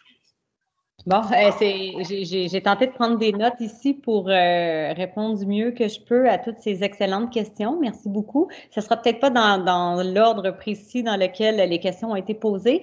Il y avait une question sur le réseau international. Donc oui, tout à fait, ce projet-là s'inscrit dans le cadre d'un réseau international. En fait, le projet n'aurait pas pu voir le jour. Le projet a été réfléchi en une semaine. On avait littéralement une semaine pour soumettre un projet à $1,5 million. Donc forcément, c'est pas né de mon cerveau, c'est né vraiment d'une concertation à l'échelle internationale, qui existait déjà, qui relève de l'OMS, l'Organisation mondiale de la santé. Je pourrais vous envoyer les liens, mais c'est un réseau fort intéressant sur justement Disaster Risk Management, donc la gestion des risques de catastrophe et plus particulièrement le volet santé. Et c'est là qu'on s'est beaucoup inspiré des catastrophes antérieures, notamment Christchurch, les tremblements de terre de Nouvelle-Zélande. On a travaillé aussi avec des gens qui ont vécu de près les attentats terroristes du London Bridge à Londres, ou la tour Grenfell qui a pris en feu, ou les inondations d'Australie. Donc, on a vraiment des gens d'Hong Kong aussi qui ont vécu plusieurs vagues de chaleur intenses et autres problématiques. Donc, on a vraiment une expertise assez diversifiée. Puis, c'est un réseau qui, par ailleurs, est ouvert à l'ajout de nouveaux membres. Là, on est en recrutement actif, donc je pourrais envoyer à la personne qui m'avait invité les coordonnées pour qu'elle puisse vous les partager. Ça serait vraiment chouette que nous ayons davantage de collègues du Maroc. On nous demandait des questions par rapport à l'âge, le sexe, peut-être plus pour la pandémie, les impacts psychosociaux, est-ce qu'ils sont de même ordre ou de même grandeur selon les groupes d'âge et sexe? En effet, c'est une excellente question. J'avais juste pas assez de temps dans la présentation pour en faire mention. Ce qui est fort intéressant, et là, sachez que ce que je vous dis, ce n'est pas uniquement pour le Québec. Ces mêmes constats-là s'appliquent pour les 8 pays que nous avons examinés, incluant la Philippine, Nouvelle-Zélande, Hong Kong. Donc, on parle vraiment de pays avec des contextes socioculturels, politiques et même épidémiologiques très, très différents. Et la même tangente revient tout le temps, c'est à savoir que les jeunes adultes, on a examiné seulement les 18 ans et plus, vous comprendrez, mais à partir de 18 ans, les jeunes adultes appartenant au groupe d'âge 18-24 ans ou 25-34 ans sont de loin ceux qui affichent les plus hauts taux d'anxiété et de dépression en temps de pandémie. Pour vous donner un ordre de grandeur, au Québec, on parle de 37% des jeunes adultes qui affichent soit de l'anxiété ou de la dépression, contre 11% chez les 65 ans et plus. Donc, il y a quand même un écart assez important. Même son de cloche au niveau du sexe, avec les femmes qui sont davantage affligées que les hommes. Par contre, les écarts n'étaient pas aussi grands. On ne parle pas du kit double, par exemple. Donc, je n'ai plus les chiffres précis, mais c'est un petit peu plus élevé, en effet, chez les femmes, ce qui est quand même cohérent avec ce qu'on connaissait par ailleurs de la santé psychologique chez les femmes versus les hommes. C'était déjà connu, cet écart-là, selon le sexe. Donc, ça s'est maintenu pendant la pandémie. On a parlé du rôle des médias, mais en fait, c'est super intéressant parce que cette étude-là, elle est née d'une concertation internationale, oui, mais aussi d'une interdisciplinarité, en ce sens que l'étude rejoint 3 forces ou 3 grandes disciplines, donc la santé publique, mais aussi les sciences de la communication et les sciences politiques. Donc, tous ensemble, on a réussi à monter le projet là, qui a été financé. Et dans cette optique-là, notre hypothèse de départ était que la réponse psychologique et comportementale en temps de pandémie allait d'abord et avant tout être influencée par des facteurs liés aux stratégies de communication et à l'information, ou du moins le discours qu'on retrouve dans les médias traditionnels ou encore les réseaux sociaux. Et ça s'est avéré assez fondé, comme je vous dis. Je suis passée rapidement là-dessus. Ce qu'on a découvert, par contre, c'est qu'il y a deux facteurs là, qui semblent influencer négativement la santé mentale en temps de pandémie. il y a la surabondance d'informations. Donc, les gens qui disent avoir accès à un trop haut niveau d'information, peu importe de quelle source cette information-là provient, information toujours relative à la COVID, bien sûr. Mais l'autre facteur qui semblait aussi jouer contre la santé mentale, c'est la source d'information. Donc, les gens qui ont tendance à aller s'informer davantage sur les réseaux sociaux, comme Facebook, ou ceux qui ont tendance à aller s'informer sur Internet, les vidéos YouTube et tout ça, sont de loin les gens qui affichent plus d'anxiété et de dépression. Et on pense que c'est même à travers cette explication-là que les jeunes adultes souffrent davantage en temps de pandémie, parce que l'on sait que les jeunes adultes, bon, j'imagine c'est le même phénomène au Maroc, ont davantage tendance à aller chercher leur information en ligne et sur les réseaux sociaux plutôt que de se fier sur les médias plus traditionnels comme télévision, journaux, radio. On parlait de la population cible. La population cible, oui, bien sûr, ça inclut les immigrants. En fait, c'est une population qui se veut, un échantillon qui se veut représentatif de la population canadienne, avec un certain lot d'immigrants, je ne me rappelle plus exactement, mais ça représentait bien là, la proportion qui serait attendue dans la population générale. Et c'est la même chose pour les autres pays qui ont participé à l'étude. Donc ça, je vous dirais que c'était important. Puis on voulait savoir s'il y avait une différence entre immigrants et non-immigrants. Je vous dirais que essentiellement, il n'y avait pas tant de différence dans notre étude entre immigrants et non-immigrants pour ce qui est de la santé mentale. Par contre, au niveau de la stigmatisation, on s'est rendu compte que les immigrants étaient beaucoup plus nombreux à rapporter vivre la stigmatisation en lien avec le coronavirus. Et la stigmatisation, en soi, peut être un stresseur là, qui déclenche des symptômes d'anxiété et de dépression. On a parlé des exemples d'actions locales. C'est vraiment, je pense, ce qui vient plus me chercher parce que la raison pour laquelle on fait cette recherche-là, c'est évidemment pour pouvoir changer les choses, pour pouvoir inciter à l'action, une action davantage communautaire que uniquement clinique. Et on a toutes sortes d'actions. On a fait une revue de littérature pour essayer justement de documenter qu'est-ce qui, à l'échelle des communautés, pouvait engendrer plus de résilience, plus de cohérence ou une meilleure santé mentale en temps de pandémie. Et on a identifié certains domaines d'action très accessibles, très simples et qui demeurent sécuritaires en contexte de COVID. Donc, toute forme d'activité qui va stimuler une certaine réflexion, un certain recul par rapport à la situation et aussi une forme d'empowerment, donc redonner le pouvoir d'agir aux citoyens. Donc, l'acte réflectif combiné à l'empowerment, ce sont un peu les deux ingrédients de succès pour favoriser une meilleure sentiment de cohérence et de résilience en temps de pandémie. Donc, ça peut passer par des activités chez les jeunes, des programmes sportifs ou de loisirs qui permettent comme je dis, de sentir qu'on regagne un certain contrôle sur notre vie, puis d'accompagner d'une certaine réflexion pour voir que finalement, on prend du recul et que tout n'est pas pandémie et qu'il y a encore d'autres sphères de notre vie qui peuvent quand même bien aller. Tout ce qui est activité artistique et culturelle permet aussi également là, d'exprimer ce qui est difficile à exprimer, puis de mieux comprendre ses émotions et comprendre aussi le chemin parcouru, puis les forces qui nous habitent et pas seulement nos faiblesses. Donc, ce genre d'activité-là et tout ce qui favorise l'expression de soi, que ce soit l'écriture, le récit ou le récit oral, ça aussi, c'est très, très bénéfique. Je vais rondement, là, mais on s'apprête à publier bientôt quelque chose sur justement les actions prometteuses. Puis, comment l'appliquer au Maroc? Je pense que ça serait bien qu'on puisse en parler. Tu sais, moi, c'est certainement pas moi qui va le dire parce que s'il y a une chose que je passe comme message, c'est qu'il peut y avoir des grands principes d'approche, mais ensuite, il demeure une appropriation culturelle locale de chaque communauté pour voir qu'est-ce qui peut fonctionner compte tenu de notre patrimoine historique, de notre culture, de l'acceptabilité sociale et tout ça. Donc, il y a vraiment une démarche qui doit être prise par les communautés locales pour arriver à identifier des stratégies qui peuvent s'avérer gagnantes pour un peu renforcer le sentiment d'appartenance, retrouver un peu un plaisir, une satisfaction dans la vie de tous les jours comme citoyen, et ce, malgré toutes les perturbations qu'on vit en lien avec la COVID ou en lien avec d'autres catastrophes naturelles.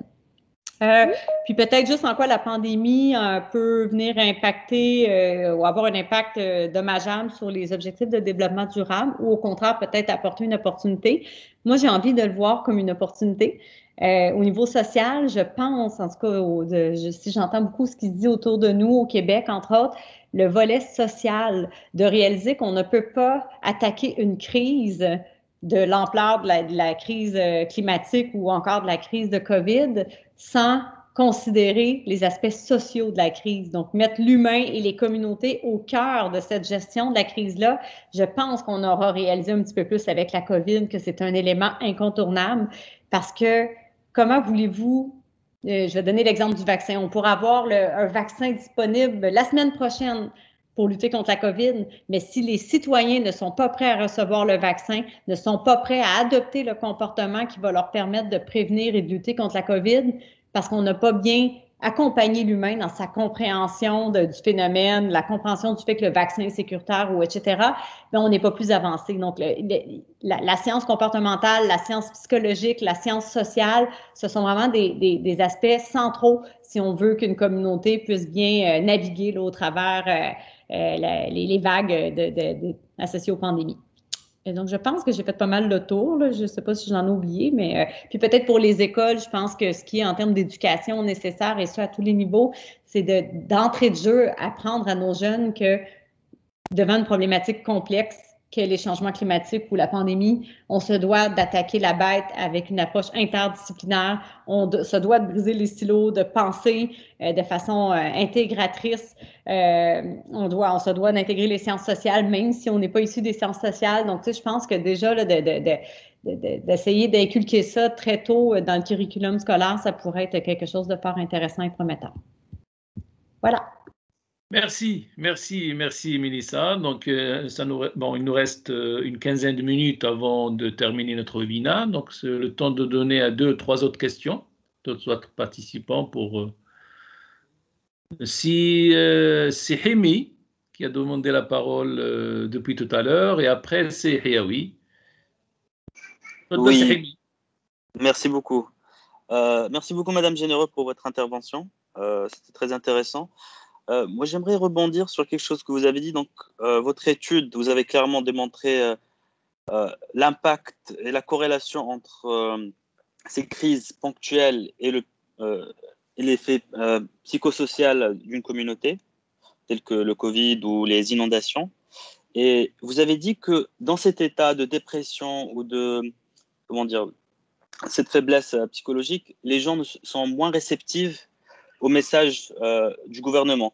Maintenant, en tant que, du point de vue d'un acteur public, où un grand volet de nos mesures d'intervention, c'est la sensibilisation et l'éducation, comment on peut s'immuniser contre cet état de notre cible pour véhiculer notre message. Et effectivement, il y a un autre aspect, parce que nous, vraiment, on ne s'intéresse pas à l'état psychologique, parce que je parle par exemple de l'Agence marocaine pour l'efficacité énergétique, où notre priorité, c'est la relance de l'emploi à travers le développement durable. On ne va pas s'intéresser à la partie psychologique, mais maintenant que vous le dites, effectivement, pour un industriel, il faut qu'il soit bien, qu'il ait une visibilité, qu'il soit rassuré pour pouvoir investir. Et quelles sont les mesures qu'on peut intégrer dans notre politique pour effectivement atténuer cet effet psychologique des crises comme celle du Covid, par exemple. Merci. Je peux répondre tout de suite. Bien, en fait, je vous dirais que c'est exactement ça. Hein. Le nerf de la guerre, c'est que les stresseurs liés à la pandémie qui amènent à développer une réaction psychologique moins positive, comme la dépression et l'anxiété, sont les mêmes stresseurs qui amènent à développer des comportements antipréventifs. On a vraiment vu, nous, dans notre étude, qu'il y a une corrélation entre les deux. Donc, la question essentielle, c'est de savoir quels sont ces stresseurs-là qui sont à la fois prédictifs de prédicteurs d'anxiété, dépression d'une part, et de refus d'adhésion au vaccin, par exemple, d'autre part. Et encore une fois, on le dit, les stresseurs liés à l'information apparaissent comme étant assez centraux. Donc, ici, c'est peut-être de voir au niveau des stratégies de communication. Puis je comprends que quand on fait des stratégies de communication, on les élabore, on ne pense pas nécessairement au volet psychologique, mais on se rend compte que c'est un petit peu le nerf de la guerre. Donc, on doit s'assurer que nos stratégies de communication, peu importe le message qu'on veut lancer en temps de pandémie, soit une communication qui n'alimentera pas inutilement la peur et qui va mettre davantage l'accent sur ce c'est les ressources à la disposition des gens pour maîtriser la situation. Donc, on doit vraiment être orienté vers l'action. On doit inviter les gens à s'orienter vers l'action plutôt que sur le problème. Donc, là, j'y vais de façon très générale, mais souvent, je vois, du moins au Canada, aux États-Unis, ou je le vois ailleurs, beaucoup de communications qui mettent l'accent sur le nombre de décès, le nombre de cas, les zones problématiques. On met beaucoup l'accent sur ce qui va mal, sur le problème, plutôt que de mettre l'accent sur « vous pouvez agir, voici comment vous pouvez agir, voici à quel point il y a des ressources qui sont mises à votre disposition ». Et là, du coup, on tombe beaucoup plus dans le versant de l'empowerment, du pouvoir d'agir, plutôt que d'alimenter la peur et la confusion inutilement. Donc ça, je pense que c'est quand même très, très important. Et de vraiment peut-être essayer de rejoindre mieux les jeunes adultes où nous, on a vu les personnes qui maîtrisent moins la langue première. Ce sont des gens qui, évidemment, sont moins facilement rejoints par les médias dits plus traditionnels. Donc, ce sont des gens qui vont avoir tendance à aller beaucoup plus s'informer de façon informelle sur Internet ou auprès de leur entourage, de leurs collègues de travail, etc. Et ça peut mener à plus de confusion, plus de fausses croyances, plus de méfiance et ultimement plus d'anxiété. Donc, on doit avoir des stratégies alternatives pour bien rejoindre les gens qui classiquement ne sont pas rejoints par les stratégies dites plus formelles des autorités de santé publique ou gouvernementales ou autres. Donc ça, je pense que c'est peut-être les mots-clés. Et je vous dirais que si il y a une chose à retenir, c'est la cohérence. On l'a vu dans notre étude, c'était de loin le facteur le plus important. Les gens qui ont l'impression que tout ça est relativement cohérent en ce sens qu'ils comprennent la situation, ou ils ont l'impression qu'ils la comprennent, ils sont capables de lui attacher un certain sens, de retrouver un équilibre avec leur vie et ils sentent qu'ils ont une maîtrise sur la situation, un certain degré de maîtrise. Ces gens-là sont de loin ceux qui s'en sortent le mieux sur le plan psychologique et sur le plan comportemental. Donc, le souci de cohérence dans notre discours, dans les actions et les décisions qu'on prend par ailleurs, en soi, ça peut créer beaucoup de bien et éviter beaucoup de soucis. Merci Mélissa. Si, Hiawi.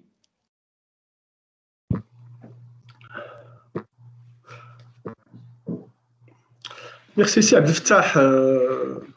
Je ne sais pas si vous m'écoutez. Oui, on vous entend très bien, c'est Hiawi.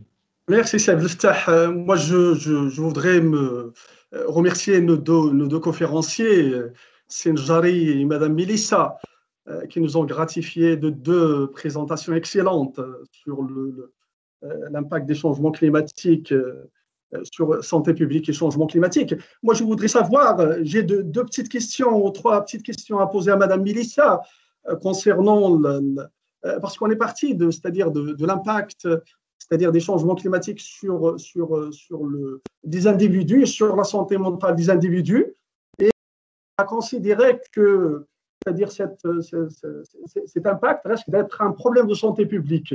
Et c'est-à-dire ce problème de la santé publique, il a des impacts qu'on peut chiffrer, c'est-à-dire au niveau économique des pays. Et plusieurs pays actuellement, c'est-à-dire risquent déjà de ne pas d'être retardés dans leur démarche pour l'atteinte, c'est-à-dire des ODD à l'horizon 2030. Donc, je voudrais savoir un peu, c'est-à-dire le cas canadien, parce que je sais, c'est-à-dire au niveau national, que, c'est-à-dire prendre en charge ces problèmes, c'est-à-dire écologiques liés aux risques naturels, liés au changement climatique. Il nécessite des stratégies, il nécessite des concertations, c'est des démarches multisectorielles qui sont mises en place. Je voudrais savoir un peu au niveau, c'est-à-dire de l'expérience canadienne, qu'en est-il, c'est-à-dire quand on veut associer les communautés dans le cadre, c'est-à-dire de ces stratégies.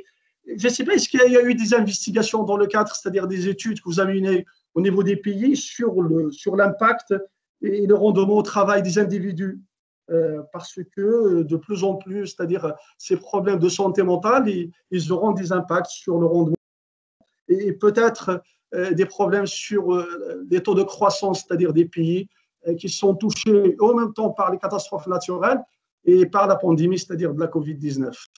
Et merci. Merci beaucoup. Bien, en fait, je vous dirais d'une part, vous comprenez très bien la problématique, bon, la santé mentale, si je reviens à nos statistiques, là, qui étaient autour de 20% de la population affectée, autant en post-catastrophe, post-inondation que durant la COVID, on voit que ça touche une grande partie de la population. Et non, ça n'a pas été chiffré en termes de dollars, mais on avait déjà tenté d'entamer l'exercice pour les inondations au Québec. Et lorsqu'on se met à compter tous les coûts que ça peut engendrer, ces impacts-là en santé mentale, non seulement les coûts de traitement, de médication, de prise en charge médicale, parfois même d'hospitalisation, mais au-delà de ça, ce qui coûte le plus cher à la société, c'est la perte en productivité, la perte en qualité de vie, tout ça peut se chiffrer. Et d'où un peu le fait que lorsqu'on prend la peine de chiffrer et qu'on voit l'ampleur, le nombre de dizaines et même de centaines de millions de dollars que ça peut engendrer seulement à l'échelle du Québec, et ça serait exactement la même chose, mais à des niveaux variables selon les pays ou juridictions concernées, ça ne peut pas être pris en charge uniquement par le réseau de la santé, parce que premièrement, le réseau de la santé n'aura jamais l'argent pour investir toutes ces ressources-là, mais aussi parce que les bénéfices de promouvoir une meilleure santé mentale ou du moins de prévenir les problématiques de santé mentale en contexte de crise, bien, c'est toute la société qui va en tirer profit, notamment les milieux de travail qui vont bénéficier de moins d'absentéisme et de moins de présentéisme des personnes qui ont été durement affectées par les catastrophes. Donc, d'où le fait un peu que c'est l'affaire de tous. Puis je pense que l'angle économique peut être un angle très, très intéressant. On peut même revenir au milieu scolaire. Un professeur qui est affecté par une inondation majeure, un feu de forêt ou la pandémie et qui n'aura pas reçu le soutien de sa communauté ou de son milieu clinique, bien, va retourner comme professeur à l'école et sera probablement moins performant et c'est peut-être tout son groupe d'élèves qui va en souffrir ultimement. Donc, il y a vraiment des répercussions collatérales néfastes là, du fait qu'un cinquième de la population adulte en ce moment est si durement affectée par la pandémie et autres types de catastrophes. Maintenant, la solution, on parlait d'engagement citoyen. Oui, moi j'y crois, il faut le faire. C'est sûr que c'est complexe. Puis moi, je pense qu'il faut le voir non pas comme un résultat, mais comme un processus dans le sens que c'est de prendre le temps, de se donner l'espace pour avoir de l'engagement citoyen en reconnaissant que du moment qu'on invite de façon sincère les gens d'une communauté donnée à venir prendre leur place, à s'impliquer, à se faire entendre et à pouvoir influencer les processus décisionnels. Déjà, là, de par ce mécanisme-là de participation citoyenne, on crée du bien, on crée de la santé mentale parce qu'on lance un message aux gens qu'ils ont un espace pour réfléchir, pour être entendus, pour influencer. Et en soi, juste ça, c'est quand même beaucoup, mais ça peut venir apaiser les esprits et aider grandement la santé mentale. On l'a vu, j'ai accompagné de très, très près la communauté de Lac-Mégantic, au sein de laquelle on a eu un accident ferroviaire majeur il y a 7 ans, avec plusieurs décès et un centre-ville entièrement détruit. Et depuis 7 ans, j'accompagne la communauté et on l'a vu à quel point ça peut changer les choses, de laisser la place aux citoyens. Mais ce processus-là ne se fait pas à coup nul. Je ne vous cacherai pas qu'il faut des ressources. Il faut des gens qui sont dédiés, des professionnels, des travailleurs sociaux, ou des travailleurs de rue ou de milieu qui vont pouvoir être disponibles pour favoriser, créer ces espaces-là de dialogue. Donc, il doit y avoir des ressources, à mon avis, qui sont disposées et dédiées pour favoriser la participation citoyenne. Mais de mon point de vue, et je l'ai vécu à Lac-Mégantic depuis 7 ans, c'est un investissement qui en vaut définitivement la chandelle. Non seulement ça en vaut la chandelle, mais à mon avis, c'est incontournable. Merci Mélissa. Il nous reste quelques minutes avant de conclure. Avant de donner la parole à Madame Chafil, c'est toujours avec nous pour clôturer ce webinaire. Senjari, est-ce que vous avez d'autres éléments à ajouter, donc tenant compte des questions des collègues pendant cette deuxième partie du webinaire? Pardon? Je n'ai pas bien entendu, désolé. Est-ce que vous avez d'autres éléments à apporter donc, à cette deuxième partie du webinaire avant de moi, j'ai appris beaucoup de choses, sincèrement. Simplement, moi, je pense que maintenant, au Maroc, il faudrait effectivement qu'on développe un peu, comment dire, nos compétences au niveau de la question de la réchauffement climatique et la santé. Avec nos amis canadiens, on est vraiment ravis de pouvoir collaborer avec eux. C'est ça le plus important. Moi, je pense que c'est un chantier important qu'on doit développer. Vous savez, au Maroc, il y a beaucoup de choses qui se font actuellement sur le plan, par exemple, des énergies renouvelables, sur le plan de l'énergie propre, etc.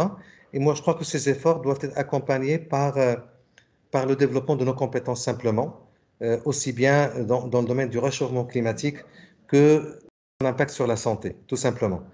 Moi, je trouve qu'ici, autour de la table, il y a bien sûr le centre 4C, et je voudrais renouveler mes remerciements à Mme Shafil, qui m'a fait l'honneur de m'inviter à ce séminaire, et remercier aussi nos collègues canadiens, remercier le centre 4C et tous les auditeurs ici autour de la table, pour qu'il y ait une suite à ce webinaire, qu'il y ait des réseaux qui se constituent, qu'il y ait des collaborations qui se fassent, et tout cela, ce sera à l'honneur de notre pays. Voilà. Merci, M. Njari. Mélissa, vous voulez ajouter quelque chose pour clôturer cet atelier? En fait, ne serait-ce que ça serait bien que les deux présentations auxquelles vous avez assisté aujourd'hui servent de déclencheur pour poursuivre les réflexions. Là, moi, je demeure disponible si vous avez des questionnements ou des idées additionnelles. Ou je crois fermement que de mettre à profit nos et expériences complémentaires entre chaque pays, surtout dans un contexte aussi complexe que la pandémie, ça fait juste nous enrichir et nous rendre encore meilleurs pour faire face à ce dur défi planétaire-là. Et comme je vous dis, une fois qu'on aura développé et appris en un temps record comment être plus résilient face à une telle crise, je suis convaincue que ces outils-là de résilience nous seront les plus utiles pour ensuite faire face à l'autre crise qui nous pend déjà au bout du nez, à savoir la crise climatique. Donc, pour moi, c'est un investissement, comme on dit, d'une pierre deux coups, parce que ce type d'apprentissage-là va être utile pour toutes les autres crises à venir. Merci, Mélissa. C'est l'objectif même de ce webinaire, c'est ouvrir un petit peu les perspectives de coopération entre le Maroc et le Canada, et pour ça, on remercie le Centre 4C pour cette initiative. Ça m'a fait plaisir d'y participer, ça m'a fait plaisir d'animer cet atelier fort important. Je voudrais vraiment remercier Mélissa et Sinjari pour leur participation très active, très riche. Merci beaucoup. Je voudrais également remercier tous les participants pour leur participation très active. Et donc, je donne la parole à Madame Shafil, si elle est toujours avec nous, pour prononcer son... Oui, je suis là. Tu es toujours là, donc voilà, à vous la parole, Madame Shafil. Oui. Merci beaucoup. Merci, c'est Sahibi. Merci d'avoir pris de ton temps pour nous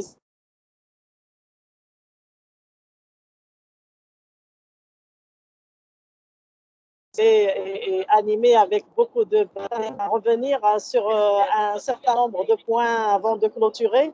En fait, pour dire combien c'est important aujourd'hui d'avoir des données sur justement l'impact des changements climatiques sur la santé. Alors, il faut dire qu'au Maroc, on n'a pas encore véritablement commencé des investigations à ça, et je crois qu'il est temps de commencer à faire justement des études épidémiologiques, et j'en ai parlé avec le professeur Njari la semaine dernière, et on s'est mis d'accord justement pour que le centre 4C et son université développent quelque chose justement donc en termes de recherche en fait et d'analyse des impacts des changements climatiques sur la santé. Cette année, par exemple, et même ces dernières années au Maroc, on le sait, donc les températures, par exemple, ont beaucoup augmenté. Ne parlons pas des inondations qui ont ôté la vie à plusieurs dizaines de nos concitoyens, mais ne serait-ce que par rapport à l'élévation de la température, on a vu qu'il y avait des températures vraiment très, très élevé dans plusieurs villes du Maroc. Alors maintenant, on peut se poser la question, quel a été l'impact sur la santé? Parce qu'on sait que les personnes âgées, par exemple, les personnes cardiaques, comme j'ai dit tout à l'heure, les personnes hypertendues peuvent même perdre la vie à cause de températures très élevées. Mais comme il n'y a pas d'investigation, ben, on ne peut pas le savoir. Peut-être qu'on a perdu des concitoyens à cause de l'élévation de la température, mais qu'on ne le sait pas encore. Alors, ça me rappelle un travail qu'on avait fait par le passé pour étudier les impacts de la pollution atmosphérique. Et le professeur Njari, je sais de quoi je parle, il était l'un des piliers qui avait mené avec nous à l'époque donc cette étude sur l'impact de la pollution atmosphérique sur la santé au Maroc. Et donc, au départ, quand on avait démarré cette étude, les gens nous disaient « mais c'est du n'importe quoi, ça ne sert à rien, il n'y a vraiment pas beaucoup de pollution au Maroc et donc vous n'allez trouver aucun impact sur la santé et vous aurez du mal à prouver même que la pollution atmosphérique a des impacts sur la santé. » Eh bien, ce qu'on a vu aujourd'hui, c'est qu'on a trouvé que même la mortalité brute des populations au Maroc, c'était déjà dans les années 2000. Donc,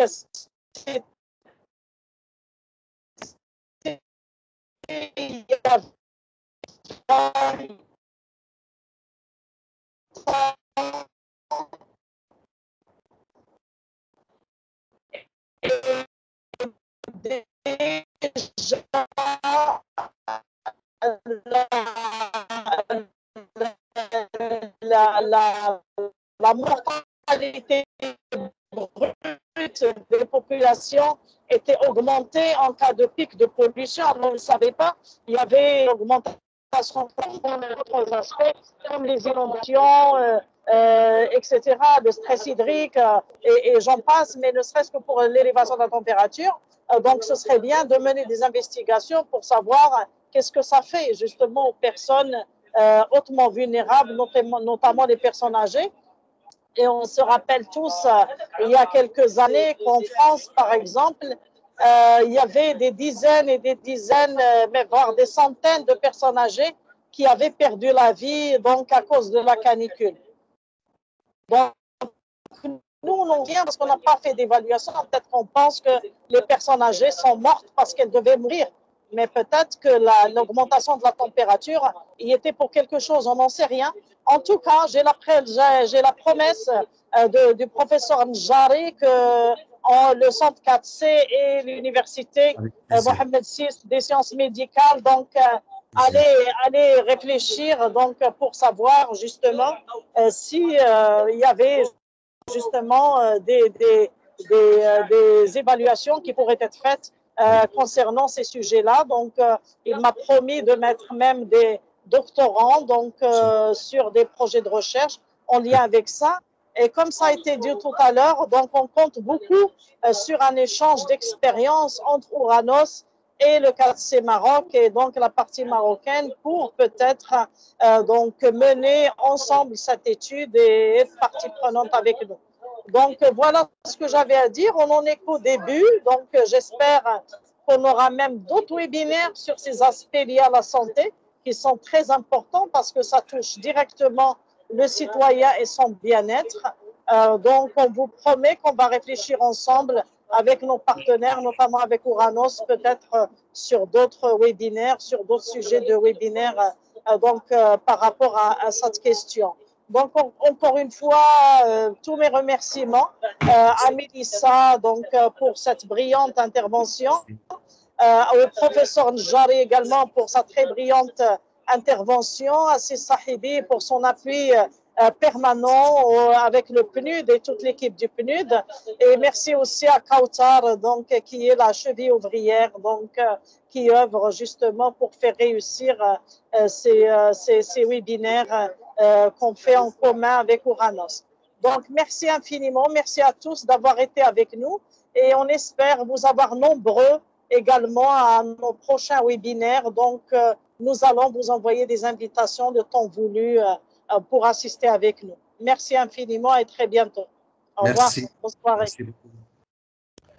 Voilà. Merci. Voilà. تبارك الله على سي النجاري. سي النجاري.